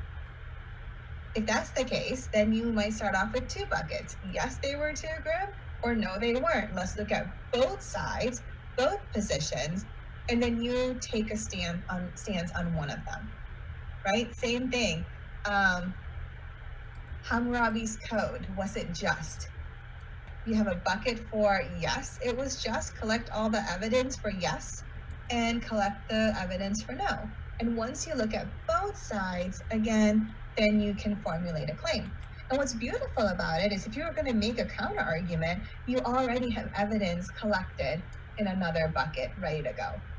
And again, I said this earlier, and I can't say it enough.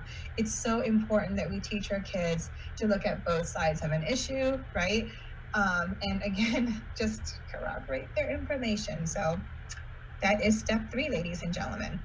And I would again recommend you adjusting your buckets if you're going to remove any documents from a lesson as you create it. So notice all the first 3 steps, everything we've done up to this point has been nothing but prep work. We have not looked at one document yet.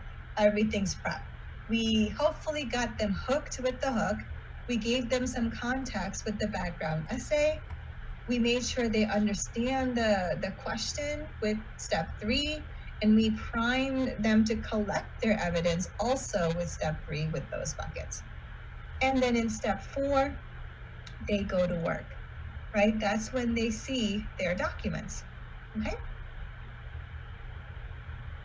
So in this particular DBQ, there are 4 documents. I modified it so there are 3. And there's lots of different ways to analyze documents.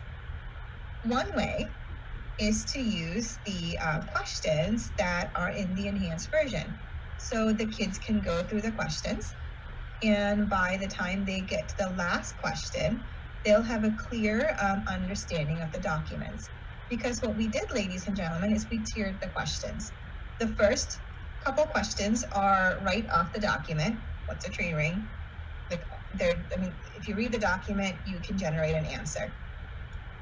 Then they become a little bit more inferential. You have to make some inferences, right? Think about it a little bit more.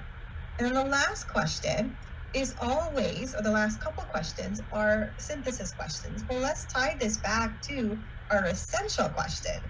So if we're looking at a tree ring here, that shows that during the time of the early settlement, there wasn't a whole lot of rain, and that's explained in our note up here. But then by the end, we ask questions like, well, based on that, how does that correlate to what the Jamestown settlers call the starving time or the starvation time? How does that impact relationship with other people who are already living there? If you have a drought going on, that kind of thing. So the questions definitely become more difficult as they go. So one way to go about document analysis, ladies and gentlemen, is just to use the enhanced questions, and the kids can type their answers right in the text fields. Molly, if I could interject for a moment. Yeah, please. So one thing is that the document analysis here in the enhanced version is a fantastic way of priming some of those conversations asynchronously, as we found out. And I don't know if you agree with that, Imali, but we found that this could be a good way of getting kids sort of thinking about that document. And the reason I bring it up is that we never want to make these questions the ultimate goal of the inquiry, right? The ultimate goal of the inquiry is, how does this source better help you answer the question, right? That's the alignment to standards, that's the focus on inquiry. But the enhanced version provides some of those scaffolding that helps sort of break apart that document in a way where students are able to better access that document, right? Would you say that's pretty accurate, Molly, or am I way off base here? No, you're absolutely right. The document analysis, the questions are a tool, right? They're a tool to understand the document. And as you mentioned, in an asynchronous environment, it's a fabulous way for the kids to, especially like a flipped classroom, okay, answer these questions, understand the document, then we're going to have a discussion when we're together, that kind of thing. Yeah, I think that's that's sort of how we've been couching it. So I'm glad to hear you say that, is that, what you do asynchronously is really about building as much background and sort of creating gaps. There might be students who see this and be like, I don't know the answer to that. That's okay. That's fine. We're just getting them to try to figure out what that source really talks about, right? And I know additionally, Vincent Tinker is going to join us real quick and talk about a source analysis tool that looks specifically at disciplinary and critical literacy and how we can use that tool to help leverage some of these documents for that synchronous time that's really helping break down the document for those students. So Vincent? Yes, one of the tools that we've developed is the source analysis tool, which can be found on our website, and I'm also going to put it in the chat momentarily. It is aligned to disciplinary and critical literacy along the SHEG, similar lines of sourcing, contextualization, corroboration, and close reading. And they're really looking at how we can challenge text and how we can disrupt text, disrupting being the critical literacy component. And it's a set of questions that can really help provide focus and provide interesting discussion for our students. So when we're in maybe a synchronous mode for our students, they could really have really interesting conversations about these sources that'll help them pull new, interesting information and evidence out of the sources to use for their arguments.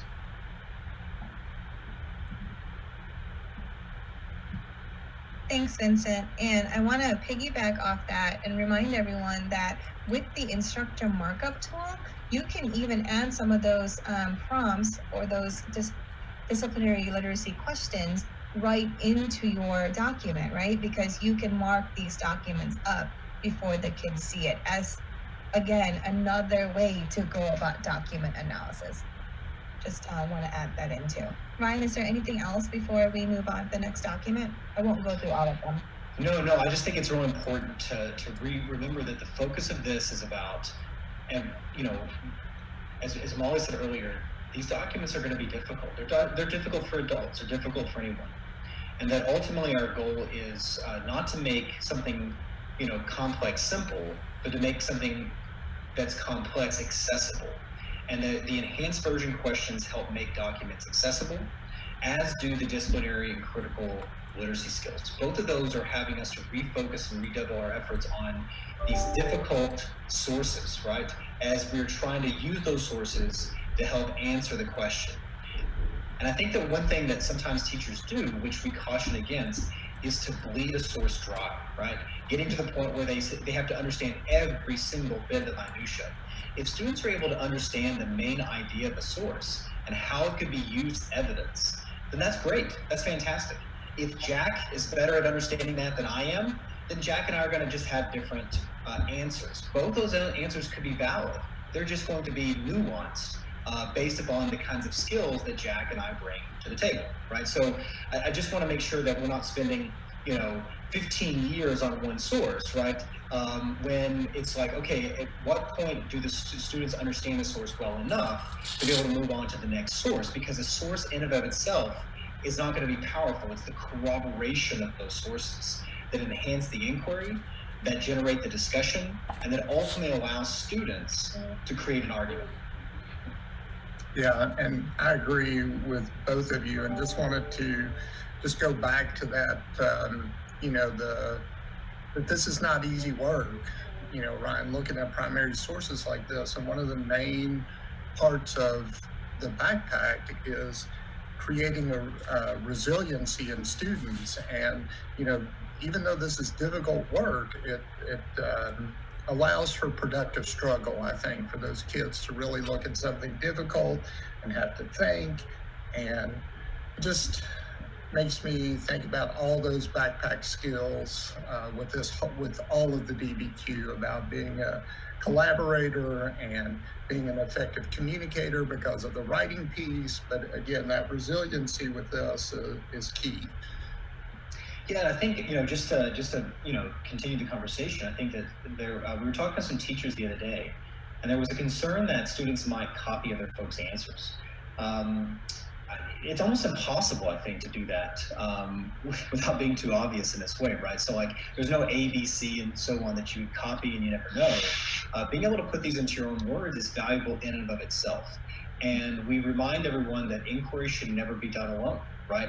That, if Jack, Imali, and I were looking at a document together in a breakout room or even asynchronously, then we're each going to bring our own perspective, which matters, to the table.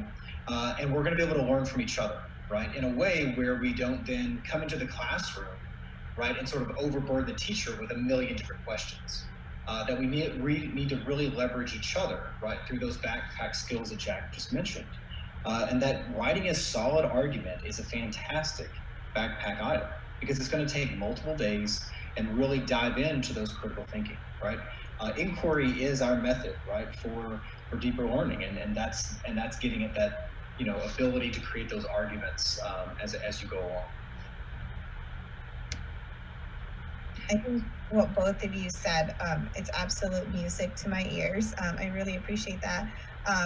One of the things we definitely do not want, as Ryan said, is having one of these documents take multiple days, because it's one part of this unit, because you have to look at multiple sources to answer this question. That's kind of what it's all about. So people always ask, well, what's the time goal?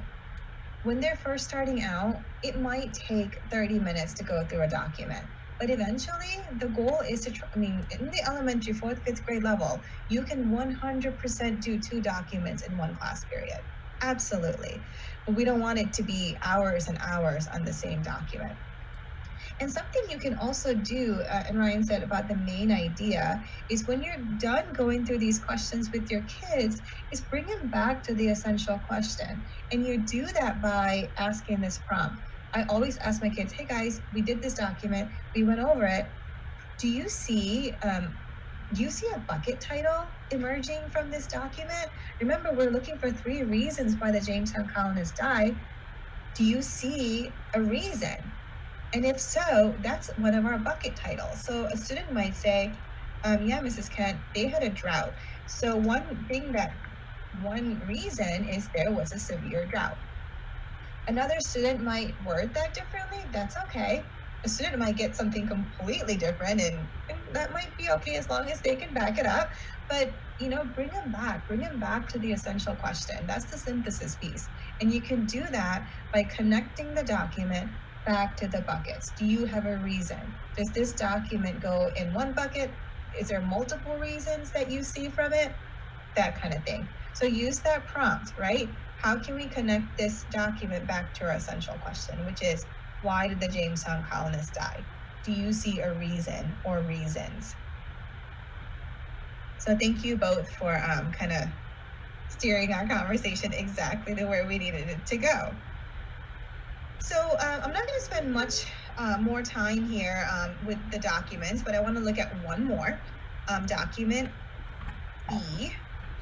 So this particular document, this one is adapted from John Smith's book, The General History of Virginia. Again, those sourcing questions you could add as an with the Instructor Markup tool, right? So I just want to point out again that you can use any other creative method to go about document analysis. So for this particular document, I put some directions in for my kids. I actually built these instructions for someone else to use with their own kids. But just a little note, charts can be tricky to read. So I gave them some hints on how to read this chart, especially if they're doing this at home and they're coming back ready to discuss in class. I added some other prompts. If you were, going to Jamestown, which of these occupations would you find most useful? Or if you were going to Jamestown, do you see anything that's like redundant that you feel like you wouldn't need? Or how would you change this list if you were the person in charge, right? Like, why did you only bring one surgeon? I don't know, Imali. I think more gentlemen is what we definitely need based on that. Well, Jack, I'm going to go ahead and agree with you, but also add that I see 0 women, which might be a problem there too. Right? We might have kept everybody calm. So anyways, it's a wonderful document, but basically what the kids would understand once they go through these questions is that another reason why this particular establishment had some trouble in the beginning was they just had the wrong skill set, right? They lacked proper skills. They had possibly too many leaders, or just they didn't have farmers, so lack of settler skills. They brought the wrong people. So again, educators, you are so creative at what you do. You have all these things that are already in your toolbox. Don't be afraid to incorporate some of those things that you already do into our platform. That's absolutely okay. We're not meant to be a script, okay? We're meant to be a tool. Speaking of tools, if you're using the elementary binder, I want to let you know, this is only in the elementary binders, ladies and gentlemen. If you go in the teacher support section and you click on that and you scroll to the very bottom, there's something that we have created called document task cards. Again, these are only in the elementary binder. And if you click on that, there are just additional tasks or just other, I call them inquiry stations, but other things you can do with the kids with that document. So maybe you're pulling a group and you just want to go about document analysis in a different way, or you want the kids to do, some sort of collaborative work in breakout rooms. You can take what's in these task cards and put it on your document. So let me jump to the Jamestown DBQ. Oops, went too far. Let me scroll down. So for document D, the one we haven't looked at yet, here are some additional directions or additional tasks that the kids can do. I can copy these, and next time I go to, my, when I'm planning, I could add those directions. Obviously, I'm not in teacher markup mode right now, so this wouldn't transfer over to the kids' pages, but I can put those directions right on the page. So you have some other ideas and options for small groups, just anything else that you want to do with these documents. And I want to remind everybody again that that's only in the elementary binders. And they're at the section where it says document task cards, just by going to teacher support. And those tasks can just be put right into the documents. and they're just another tool. So that is step 4, ladies and gentlemen, right? It is going through these documents, and we only looked at 3, and we didn't really look at it in close detail. But in this particular chart, the kids are going to see some other reasons why the Jamestown settlers died. In particular, they could not get along with the people who already lived there, right? There were already Native Americans living there. It was their land. They came over. They couldn't get along very well with them. So another reason.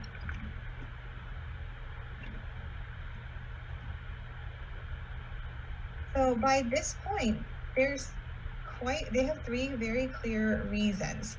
So they're ready to move on to step 5 and step 6, right? They're ready to do something with all the learning that they've had.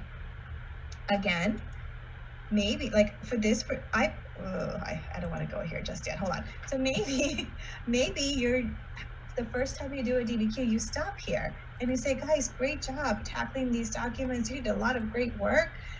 Here is a discussion board. Write me like a quick little paragraph on what you think of the Jamestown settlers. I taught this lesson with a group of 5th graders in the spring, and what we did was we did a flip grid. They had to make a 90-second video telling me why they thought the Jamestown colonists died. So again, your end task, the first time especially, may not be an essay. But if you choose to write an essay, I want to let you know you have a lot of supports available to you. But don't be afraid to do something else for that first DBQ. Yeah, it's a great point, Imali. It's one of the, Ryan showed early on a document that Russ and I worked on for digital products, like backpack artifacts that you can create, and Flipgrid was on that for, for argumentation piece. So it'd be a great example for kids to use. Absolutely. It's so easy to use. I'm absolutely obsessed with Flipgrid right now, even for professional learning, just to share ideas with each other as educators. So it's just a great way to just ease into, formulating their arguments. And it goes back to something else that Russ and I were showing. A lot of this obviously lives in Dbq Online, but you could easily add that as an assignment back into your Google Classroom if you wanted to do something like that with your students. Exactly. And you can, there's just so much you could do with this, right? We can't have and when we do a live training or live instruction with DBQs, my kids would always debate everything. We would do it like a Socrative seminar, or we would have an actual debate. And it's hard to do that virtually, but if you have them, share their claim on Flipgrid through video, and you could have, the class or a couple of classmates comment on them, you can still have that dialogue between students, right? Students agreeing and building on people's claims, or, cordially disagreeing with their claim and backing up with why they think what they think. So again, bring your creativity to it. It's not a problem. We're not a script. But I want to mention, though, if you choose to write the essay, that's where steps 5 and 6 comes in. It helps the kids formulate or generate their thesis, and step 6 is all about writing. When I made this lesson, I turned on every scaffold I could possibly turn on. So one of the things I turned on is the essay builder. You do not have to use the essay builder by any means, ladies and gentlemen, but it's there for scaffolding if you need it.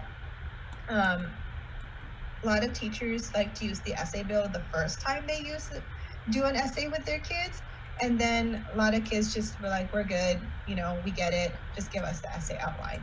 And then some kids are like, I need it, and you can kind of differentiate. So the essay builder takes step 5 and step 6 and kind of combines it together. So here is the first page of it, and step 5 of the DBQ method is coming back to the buckets, as Chip mentioned. So now the kids do not just have reason 1, reason 2, reason 3. They have clear reasons. You know, one was a drought. The second was the lack of settler skills. If I can spell that. And the second one was conflicts with the Native Americans. Let me capitalize that, sorry. Okay. But what happens when you're using the essay builder is whatever you put as the bucket titles, it automatically transfers over to that chicken foot that Chip showed you all earlier. And the chicken foot is how we generate a thesis. So here we are, we have our 3 reasons. And what we do here at the stem of the chicken foot is we take the essential question and we reword it. So if our question is, why did the Jamestown settlers die? Then our stem is, Jamestown settlers died because. It's that simple. Now, is this a fantastic, super sophisticated thesis? No, but it's a clear claim. So here, my kids have a claim now. Jamestown settlers died because of a drought, the lack of settler skills, and conflicts with the Native Americans. It's that simple. And if you're writing the essay, well, here's your roadmap. Body paragraph 1, body paragraph 2, body paragraph 3. So now they know exactly what to write in each body paragraph, and they have a clear claim to to carry that paper over. So that, ladies and gentlemen, is the first part of the essay builder. Sorry, I interrupted someone. No, that's okay, Molly. I was just, I love this part of that to help students kind of guide their way into making that kind of claim. But the tech side of me was noticing the bottom right corner of that that continually says saved all the time, so that students don't have to worry about losing their work in here. If you go back and edit, I guess James Settlers died because it'll show that. Absolutely. It's really good about auto-saving because that's the worst, right? When you're a kid, you work really hard and your work's gone, or a teacher, so absolutely. And speaking of the tech side, what I also really love about the essay builder and just Dbq Online in general is the organization part of it. When I taught 5th grade, and often I had some kiddos who were notorious for losing stuff. My own daughter, who's in 6th grade, when she has a backpack, I'm afraid to open it, right? But what's nice about this is all their work is in one spot. I don't have to worry about document B being in their locker or their desk or stuck to their shoe. I can click on it and they can go see exactly what they have done. They can refer back to their work. So it's right there in one spot for them. And they can very, kinesthetically drag and drop the documents that supports each bucket. So when it's time to write, they know exactly which document they need to refer to. And document D actually had some information about the drought as well. So they can do that. And then they move on to the next page. And notice now, the documents are organized differently. They're organized by the big idea or by that bucket. So they know in their first body paragraph, they need to use information from document A and D. And their second paragraph from document B, because they already dragged and dropped it. So it just really helps kids who need this kind of structure with writing have it. That way they can build their confidence.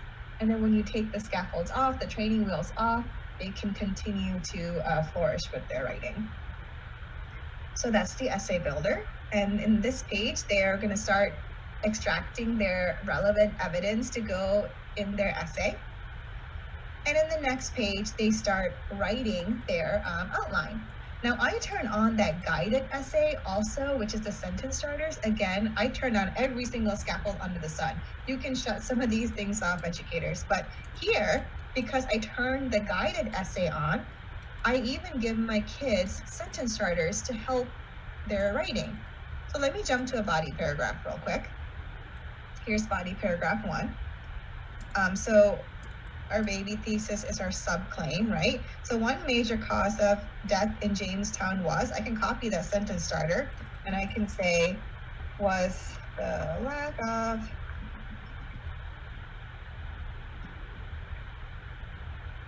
Now, I chose to talk about the settler skills in my first paragraph. So when I'm going to go into evidence, I'm going to change that. It's not document B. I'm not going to use this sentence. I might use something else. I might say something like, the chart in document B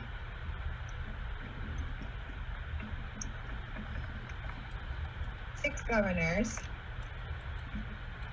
It's called governors. Just put leaders. That's easier to spell. 0 farmers and 1 woman. Right? That's clear evidence right from the chart. So then they can build their argument. Well, why is that important? Right? Maybe I might say something like, farmers are needed to grow food. And without food, I'm gonna write like a 5th grader, you die, or something like that, right? But the kids can start, piecing together their paper with some help if they need it. But what I love about this is once they start building their outline, they can click this build paragraph button, and it takes everything in their outline and puts it into that paragraph, right? Obviously, I only typed a few things. They would have more. And I would just continue that process. Paragraph 2, paragraph 3. And when I'm all done and all this is full, I select build essay and everything goes together in one essay in that order. So I only did a one section, so not everything's here. But imagine if your kids are working through this, right? They start their outlining and then they can take what's in their outline and put it together in an essay, add their voice, add their transition, and they have a paper. They have a decent paper, right? It's not this mysterious paper because they understand the thinking behind each step. So ladies and gentlemen, again, not something you have to use the essay builder or the guided essay, which are those sentence starters, but if your kids need the support, just know that it is there.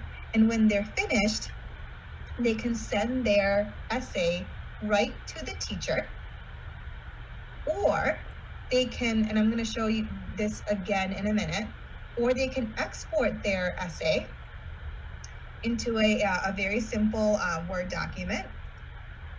Let me see if this pops up. There you go. Which they can convert to a Google Doc or copy and paste into a Google Doc, and they can submit it to you that way. But I do want to let you know that you have some options when it comes to collecting this essay. I'll show you in a few minutes what send to teacher will look like. But again, know that you can export the work out also. But that was my very, very long-winded, I apologize for my long-windedness, explanation of the 6-step method in action, but also what it might look like in a remote environment. Imali, this is fantastic, and I know you've got more to sort of show us here, but the idea that students are building this over time, one of the things that we're looking at again is what's happening synchronously and what's happening asynchronously. And I can see being able to, work with documents, right, and with writing during that synchronous time, because that is the skill component where we need a more knowledgeable other for you Vygotsky fans in the audience, right? And that this is one way where you can sort of show students how to do this, why that thinking is there, and then push that right off into their asynchronous learning, right? So that they're then populating these elements that you could then return to and be able to talk about in your classroom setting, right? So I think it's very important to think about as you're going through what's happening synchronously, what's happening asynchronously, right, for that virtual option. Yep, and I agree, Ryan. And Imali in the chat, Rebecca, who is my wonderful partner, said that the builder can be helpful for new writers, a helpful way to model the thinking and structures for building claims and arguments, which is really at the core of what we want students to do. And Elaine also on our team says this is huge for those students who need prompting and queuing accommodations. So it just, I mean, DBQ and all these tools just had so many different students who have various needs. So it's really good stuff. Thank you. Yes, the hardest part is an argument, right? Sometimes kids make a claim, then they back it up with evidence, but they don't know how to extend it. What do I do next? So we hope that sometimes those sentence starters in the argument section will help the kids with that, right? How do I start an argument? Can I use an if and then statement? Like, how do I do it? So we hope that helps. But again, that's just a deep dive into the 6-step method and using Dbq Online with your kids remotely. Before I go into managing student work, giving feedback, and what the student side looks like, I want to point out that I didn't show you how to change a draft lesson into a live lesson. The way you do that is you go back to your settings icon, and you go back to, you click on edit, and it's going to take you back to that page, right, where you built the lesson. And you're just going to scroll down. And this time, instead of selecting save, you're just going to select save and assign. And now that lesson is live for the kids, okay? And again, you have these sample essays, as I mentioned earlier. These sample essays are they're automatically off. So when you want to show it to a kid, you're just going to turn it on, and you can control when you shut that off. But what's nice is if you want to show the kids what a good sample, like an exemplar writing looks like, you have writing already done for you. So I can show this to my kids and say, look guys, I want you to highlight how this particular author cited their source. I want you to highlight in blue the subclaims in this body paragraph. Did you start your body paragraphs with a subclaim? So it's a way to model good writing, but you have these here also, just an FYI. And you can always just keep it off and just, show it on your screen. That way the kids they can't do too many things with it either. But you typically know when they copied your sample essay. So I wanted to show you all that. The next thing I'm going to do is I'm going to log off this account, and I'm going to actually log in to my real account and show you a couple of other things dealing with the student side of things. So I'm back in a different teacher account, my real teacher account. Couple things. Here is a class where I have actual students. I want to show you when I have my students in my class already. You can see their names. You can see the kids who are in your class. And again, remember that you give the kids the class code, and that's how they join your class. I built a class for today, just JCPS 1020 class, and here is the class code. So what I'm going to do right now is I'm going to log into this class as a student, so you see what your students would also see. This particular lesson is on Harriet Tubman. Our question for this one is, what was your greatest achievement? Because being a conductor of the Underground Railroad is just one part of her amazing, amazing life. So I'm going to log back out and log in as a kid. So again, remember, your kids are going to log in through Clever. There's no extra usernames or passwords or anything like that. I'm just using a fake account to pretend to be a kid for right now. So when your kids log in through Clever, the very first time they log in, they're going to see a screen that looks like this. Okay, this is the first time they log in, and it'll prompt them, hey, you need a class code.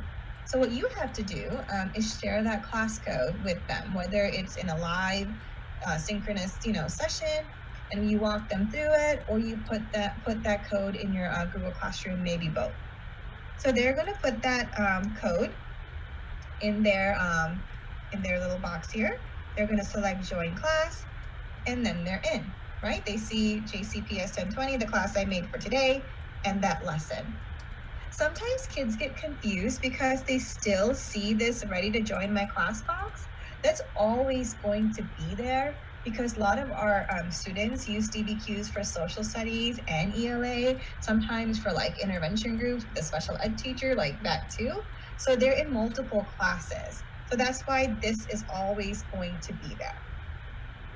So the student dashboard, it's a lot cleaner than what your teacher dashboard is. They just see the assignments. They're going to click on view. But notice they see exactly what we saw earlier, right? If I had the instructor markups in there, they would see that. They have the audio, right? They have the all the annotation tools. So nothing has changed. The only thing that has changed is those teacher notes are gone, right? They just see what they need to see, which are the documents and any of your directions if you gave them directions. So as the student, I can, again, annotate. I can take notes. I can answer questions. I'm just going to write something here real quick just so I can show you how quickly you can see student work. Let me just put sample student work 1020 so you know I'm doing this live, right? Just gonna randomly write some things here. So here I am as this kid working on my page, okay? As the student, again, I have text boxes that I can type in, all that good stuff. So what I'm gonna do now is I'm gonna log out as a kid and I'm gonna log back in me as the teacher. So let me go back to that class where I was earlier. I'm gonna go to my roster. See, now there's one kid because I joined in as a kid. One thing I wanna point out to you is every time you create a lesson, you have a manage button. So when I click on this manage button, what's really cool is I can see that particular student, their student's work, as well as their essay, if they wrote their essay. So when I click on view unit, now what I'm seeing is I'm seeing their page, right? So here's user 20, this mock kid that I signed up as a few minutes ago. Let me jump to that background page where I was working. And there you go. There's all that work that I just did. It's that quick. So if I'm doing live instruction, I can literally see what they're doing in real time. And it's a wonderful tool because when they're, I truly believe proximity. I mean, it's an important tool in management, right? When we're there, not so in a threatening way, but when you stand by kids and you check over their shoulder and you say, "Yeah, buddy, good job, you're on the right track," it encourages them. But for some kids, knowing you're actually there will help them stay motivated in that task. So you can literally see what the kids are doing in real time. And what's also nice is you can give the kids feedback, whether it's through a sticker. You can type not the wrong one. You can write feedback.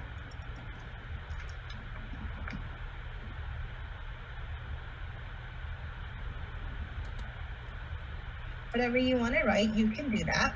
But what's also really neat is with Dbq Online, all the things that we say all the time, over and over and over, you can preload. That way you can give feedback just a little bit faster when you're working with your kids, just to save yourself a little bit of time. So I want to let you know that this tool is available to you. Like right now with Dbq Online, the ability to see what the kids are doing and give them feedback in real time. So let me log out, and I'm going to log back in as that kid. Imali, those feedback features are fantastic. And I mean, who doesn't love a sticker? My laptop is covered with them right now. So. Oh, that's awesome. Sometimes I worry that, sometimes kids get too cool, but they're not. They love stickers. I love stickers. You're never too cool for stickers, ever. So here I'm back logged in as that mock student. So let me go back to that background page. And there you go. There's all that feedback, ladies and gentlemen. It's there. So nice feature to have, and it is fast. It auto-populates right away. Now, as the student, I can never remove anything, right? But what I can do is if I want my white space back to work and, write some margin notes, I can go up to layers and I can go ahead and just turn the teacher feedback off, just kind of hide them. So now all I see is my work, but I can't delete them. When I want to see what my teacher said, I can bring them back. And that's only there if you need that white space and you need that clutter-free page for your own peace of mind. I know I get a little nervous when I don't have enough white space on my page. So that's just there for your students also. They can hide some of the things that they have. So that's something I wanted to show you. I'm going to show you a video in just a second that will show the feedback feature on the essay a little bit better. Then that way I don't have to type essays and go back and forth. I think the video will do a good job. So before I do that, Ryan, have I missed anything so far on the online platform? I know you've sat through this training probably more often than you wanted to.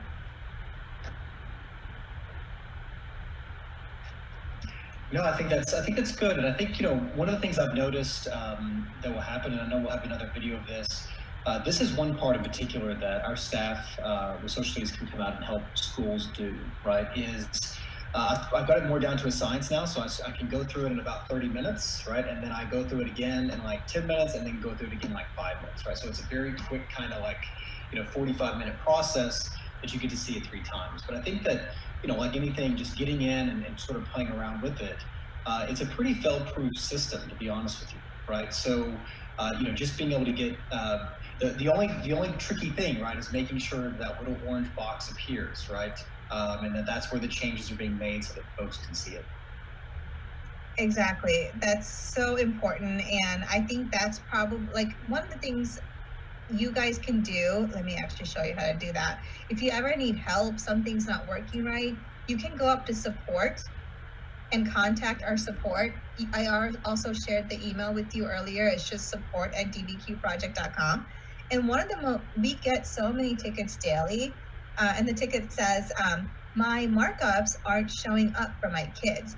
And as Ryan said, it's because you're not in instructor markup mode. So it's really important that when you are marking up a lesson, then you want those markups to transfer to the students' pages, that you are in this instructor markup mode. And you see that little yellow box is lit. That's the only part that could be a little bit confusing. But I want to make sure you guys are aware of that. And if you have a lesson that you have marked up and you love it and you want to keep it for another year, again, in that little sprocket, you can save it as a template, and that way you can use it year after year, and those markups stay when the platform gets purged with data during the summer. Same thing, if you have a lesson that you like and you want to use it for other classes, maybe you teach American history 3 times, or you want to duplicate the lesson and just change the differentiation for another group, you can copy it to other classes as well. So you have some, features there to help also, just to let you all know. So if there isn't anything else, what I want to do next is just kind of go over the feedback feature just a little bit deeper, and then we'll start wrapping up. Hey there. In this video, Rebecca and I are going to demonstrate how to use our dynamic interactive feedback tools. Whether you're home grading, working in a distance learning situation, or you're in class, we think they'll be a big help. Okay, so to start, you'll see we have 2 kinds of feedback: unit feedback and essay feedback. The unit feedback focuses on students' work leading up to, but not including the essay. Their reading of the background essay, their document analyses, their bucketing and chicken footing, and their outlining.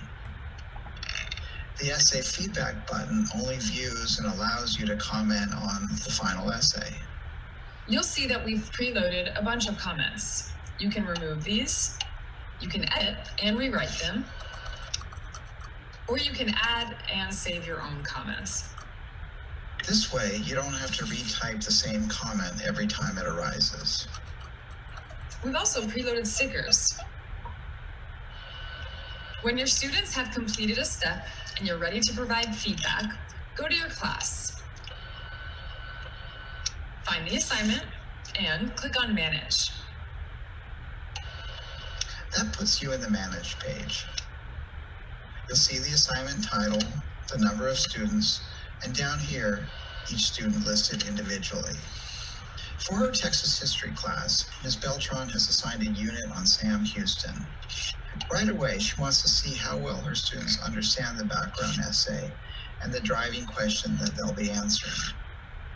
She starts with her student Ani, clicking on View Unit and then the background essay page. Responding to Ani's work, she can now type her own comments, use the preloaded custom comments, and attach stickers as she sees fit.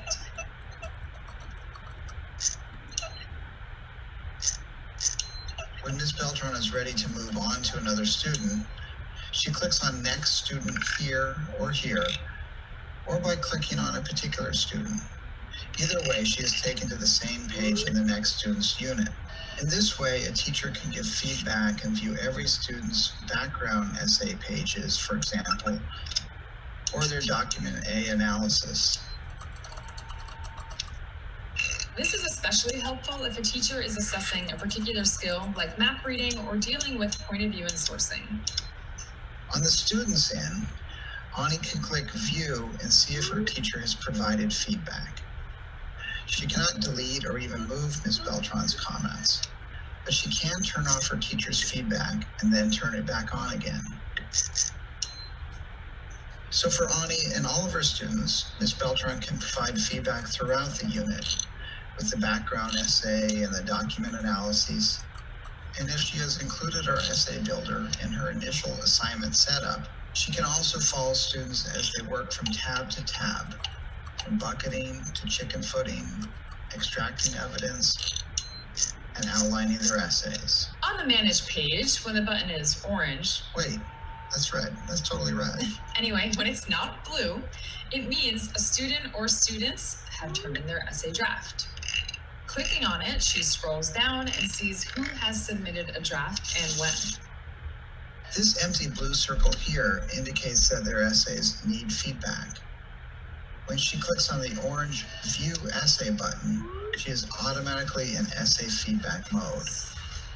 The commenting tools on the essay are a bit different from the rest of the unit. To add a comment, Ms. Beltran first has to select a... Then she clicks Add Comment, and a comment box opens up on the right. She can either type her comment or use one of the preloaded comments. Either way, these can be color-coded. Ms. Beltran likes to give each comment its own color to help students more easily track them.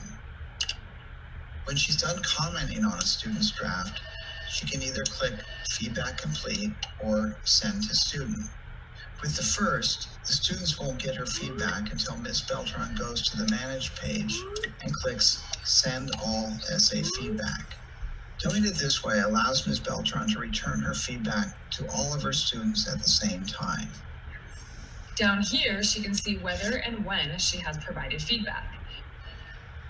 This allows her to collect a student's essay.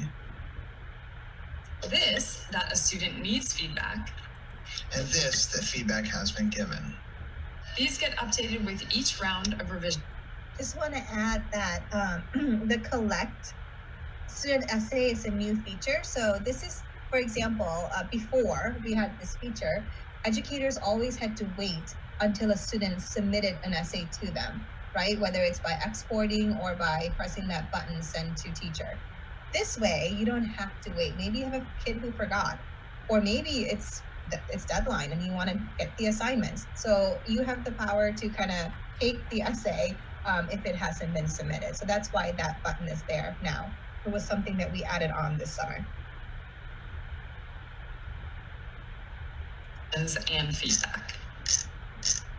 Up here, she can export all of the essays, letting her grade them in Canvas, Schoology, Google Classroom, or whatever learning platform her school uses. With this, she can collect all the essays at one time. Here, she can send all essay feedback at once. And right here, she can close the assignment, which turns off the ability for students to be able to send more essays. To reopen the assignment, she can still click Open next to each student's name. Let's take a look at another student's essay. This is Sophie's first draft, and Ms. Beltran wants to give her feedback so Sophie can make revisions before submitting the essay for her final grade. After highlighting a word or passage, Ms. Beltran clicks Add Comment, using our preloaded comments or simply typing something here. When she finishes giving Sophie feedback, she clicks here or here and moves on to another student.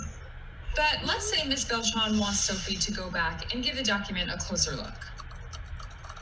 To do that, she goes down here to the taskbar and clicks on Unit Feedback. After adding a comment, she can easily return to the essay. A couple things to note.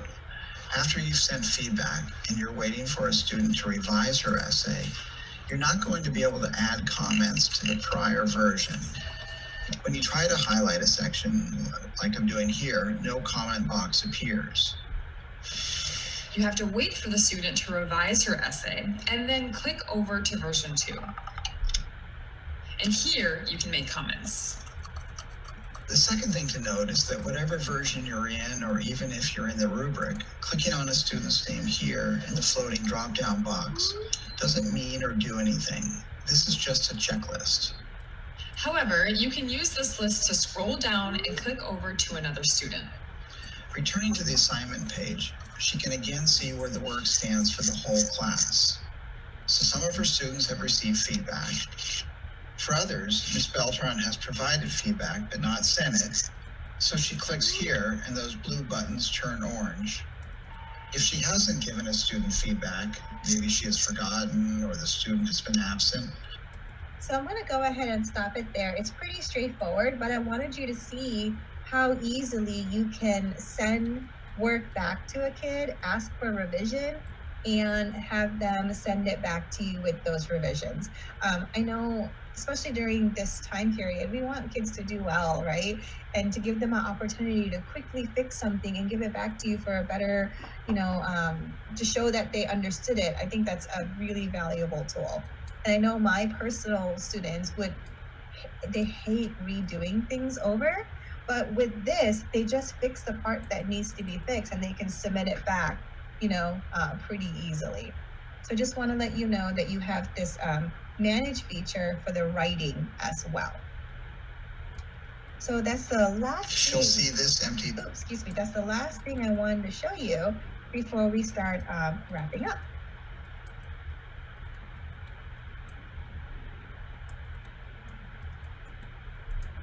So before we stop for question and answers, I showed you guys how we made a DBQ lesson and we modified it to use with our classroom or kids who are in a remote environment. So I hope this particular slide is useful for you when you're planning your first lesson. I always like to follow these steps, make sure my class is created, and consider how I'm going to share that class code. Right? It's really important to get those kids in your class right away so you can start differentiating the assignments for different kids, right? Without having them in the roster, you can't do that. So you want them to join your class right away. So what we recommend when you're planning for your first assignment is you start thinking about, well, which version do I want to use, EV or CV? Let's make sure we use at least 2 sources, right? Because that corroboration piece is vital. So I would, you can modify one of our DBQs from 4 documents to 2. That's totally fine. But I would steer away from 1. Okay, but we recommend maybe 2 for the first one. What additional supports do you want to turn on? Do you want to turn on that audio, or do you want to turn on the essay builder if they're writing a whole essay? That kind of thing. And the other two things you want to keep in mind is adding those instructor markup. What directions do you want to add onto the pages? Are there disciplinary literacy prompts that you want to add for sourcing or close reading into those documents? So add those.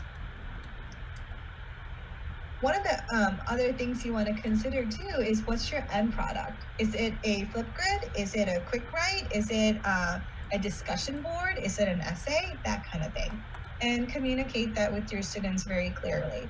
If they're not writing the essay, well, take the essay page away when you're making that assignment. To save yourself some time giving feedback before you make your first lesson live, I would also add custom comments to your Dbq Online platform. Remember, the video said this too. It already comes with some comments built in. You can keep them, edit them, or delete the ones that are there. But these are just some things to think about as you are planning for your first lesson. Ryan, is there anything you want to add about that?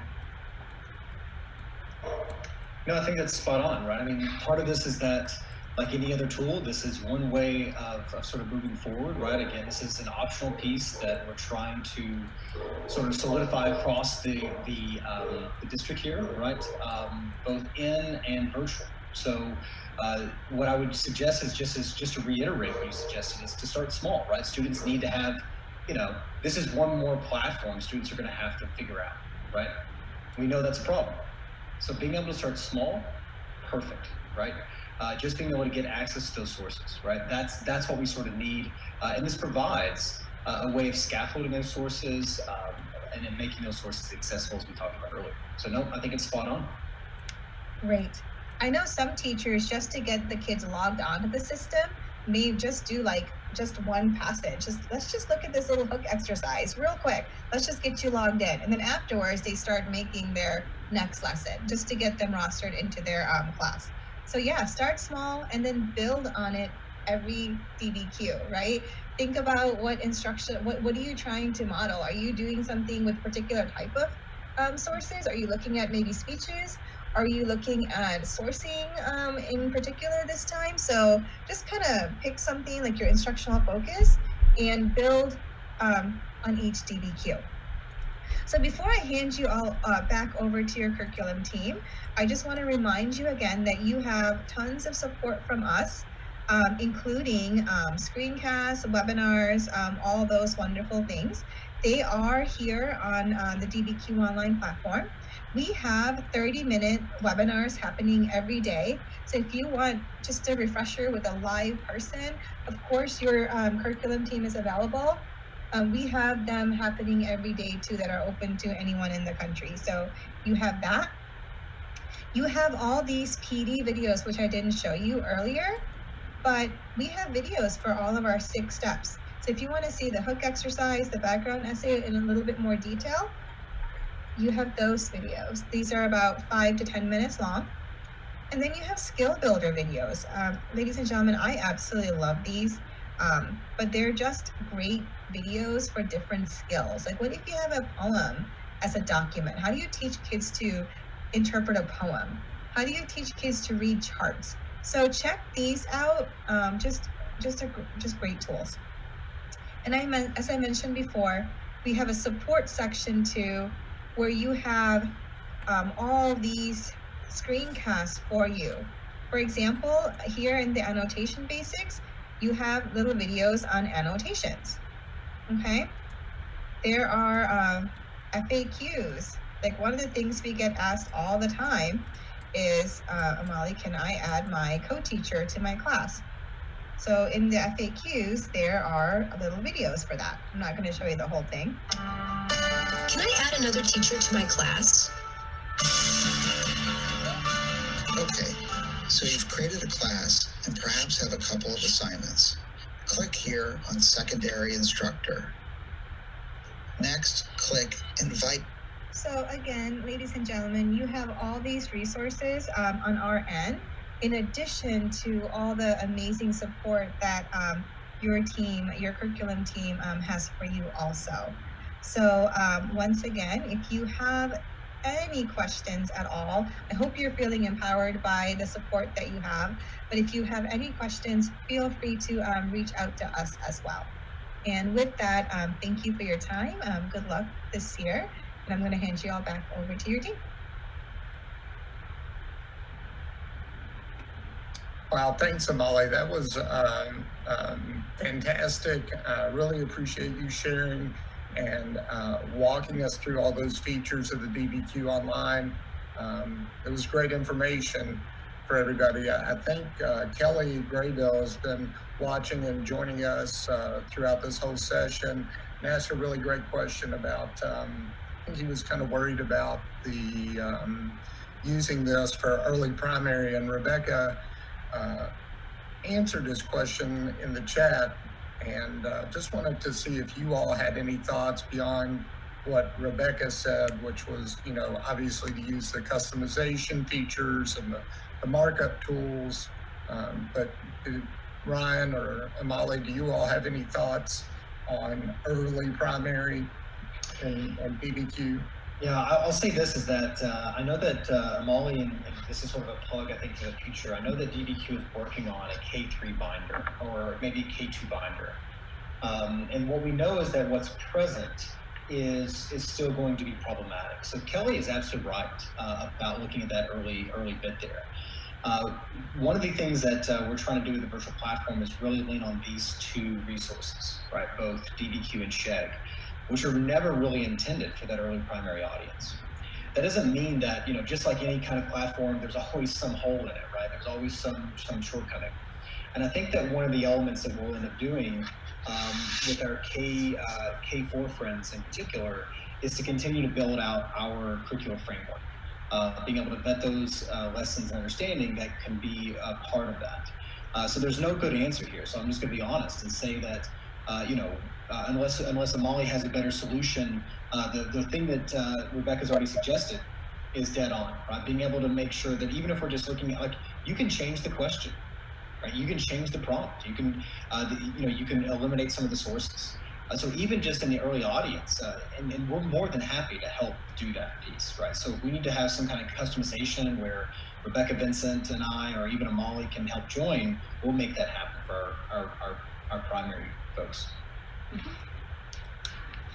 Well, thanks for elaborating on that, Ryan. And I just also, you know, in addition to thanking Imali for handling the bulk of that presentation, which was just fabulous, I want to say thank you to Rebecca and Vincent, who have been handling the chat for us today, and Russ for helping out as well in there, and the rest of my team. So really great session. I think that was about it, unless there was anything else, Ryan, that you wanted to add. I was just going to show everybody the virtual learning, the schedule for the rest of the day, the rest of the week before we signed off for lunch. Yeah, Rebecca's going to add next steps. Thanks, Ryan, and thanks, Jack. And Molly, thank you so much for the tutorial that you've given us and just giving us so much to look at and something to think about. And we are excited about Dbq's opportunity to provide support for teachers and for students to develop claims and arguments and to practice the much needed sourcing that our students need to do, the skills they need to do that well as citizens. So for the future, we will have some office hours that are coming because Imali and other instructors are going to be providing opportunities to be thought partners and troubleshooters in thinking about how you're implementing Dbq in your classroom. We're also going to be setting up a series of professional learning opportunities to help dig deeper into that 6-step method and think about how you're using that within the classroom, how you can scaffold that, and how you can help use our tools, such as the formative performance task rubric and the source analysis tool, to help deepen and go further with those sources to practice those skills that students desperately are going to need to develop. So we're very excited about our future with Dbq and also possibly into next school year. So I'm very excited that I get to hang out with Imali and the staff at Dbq a lot more. So if you have questions or you need any help If you need a thought partner, please feel free to email any of us at all. The 4 of us are here to help and help to support the use of DBQ to build those skills.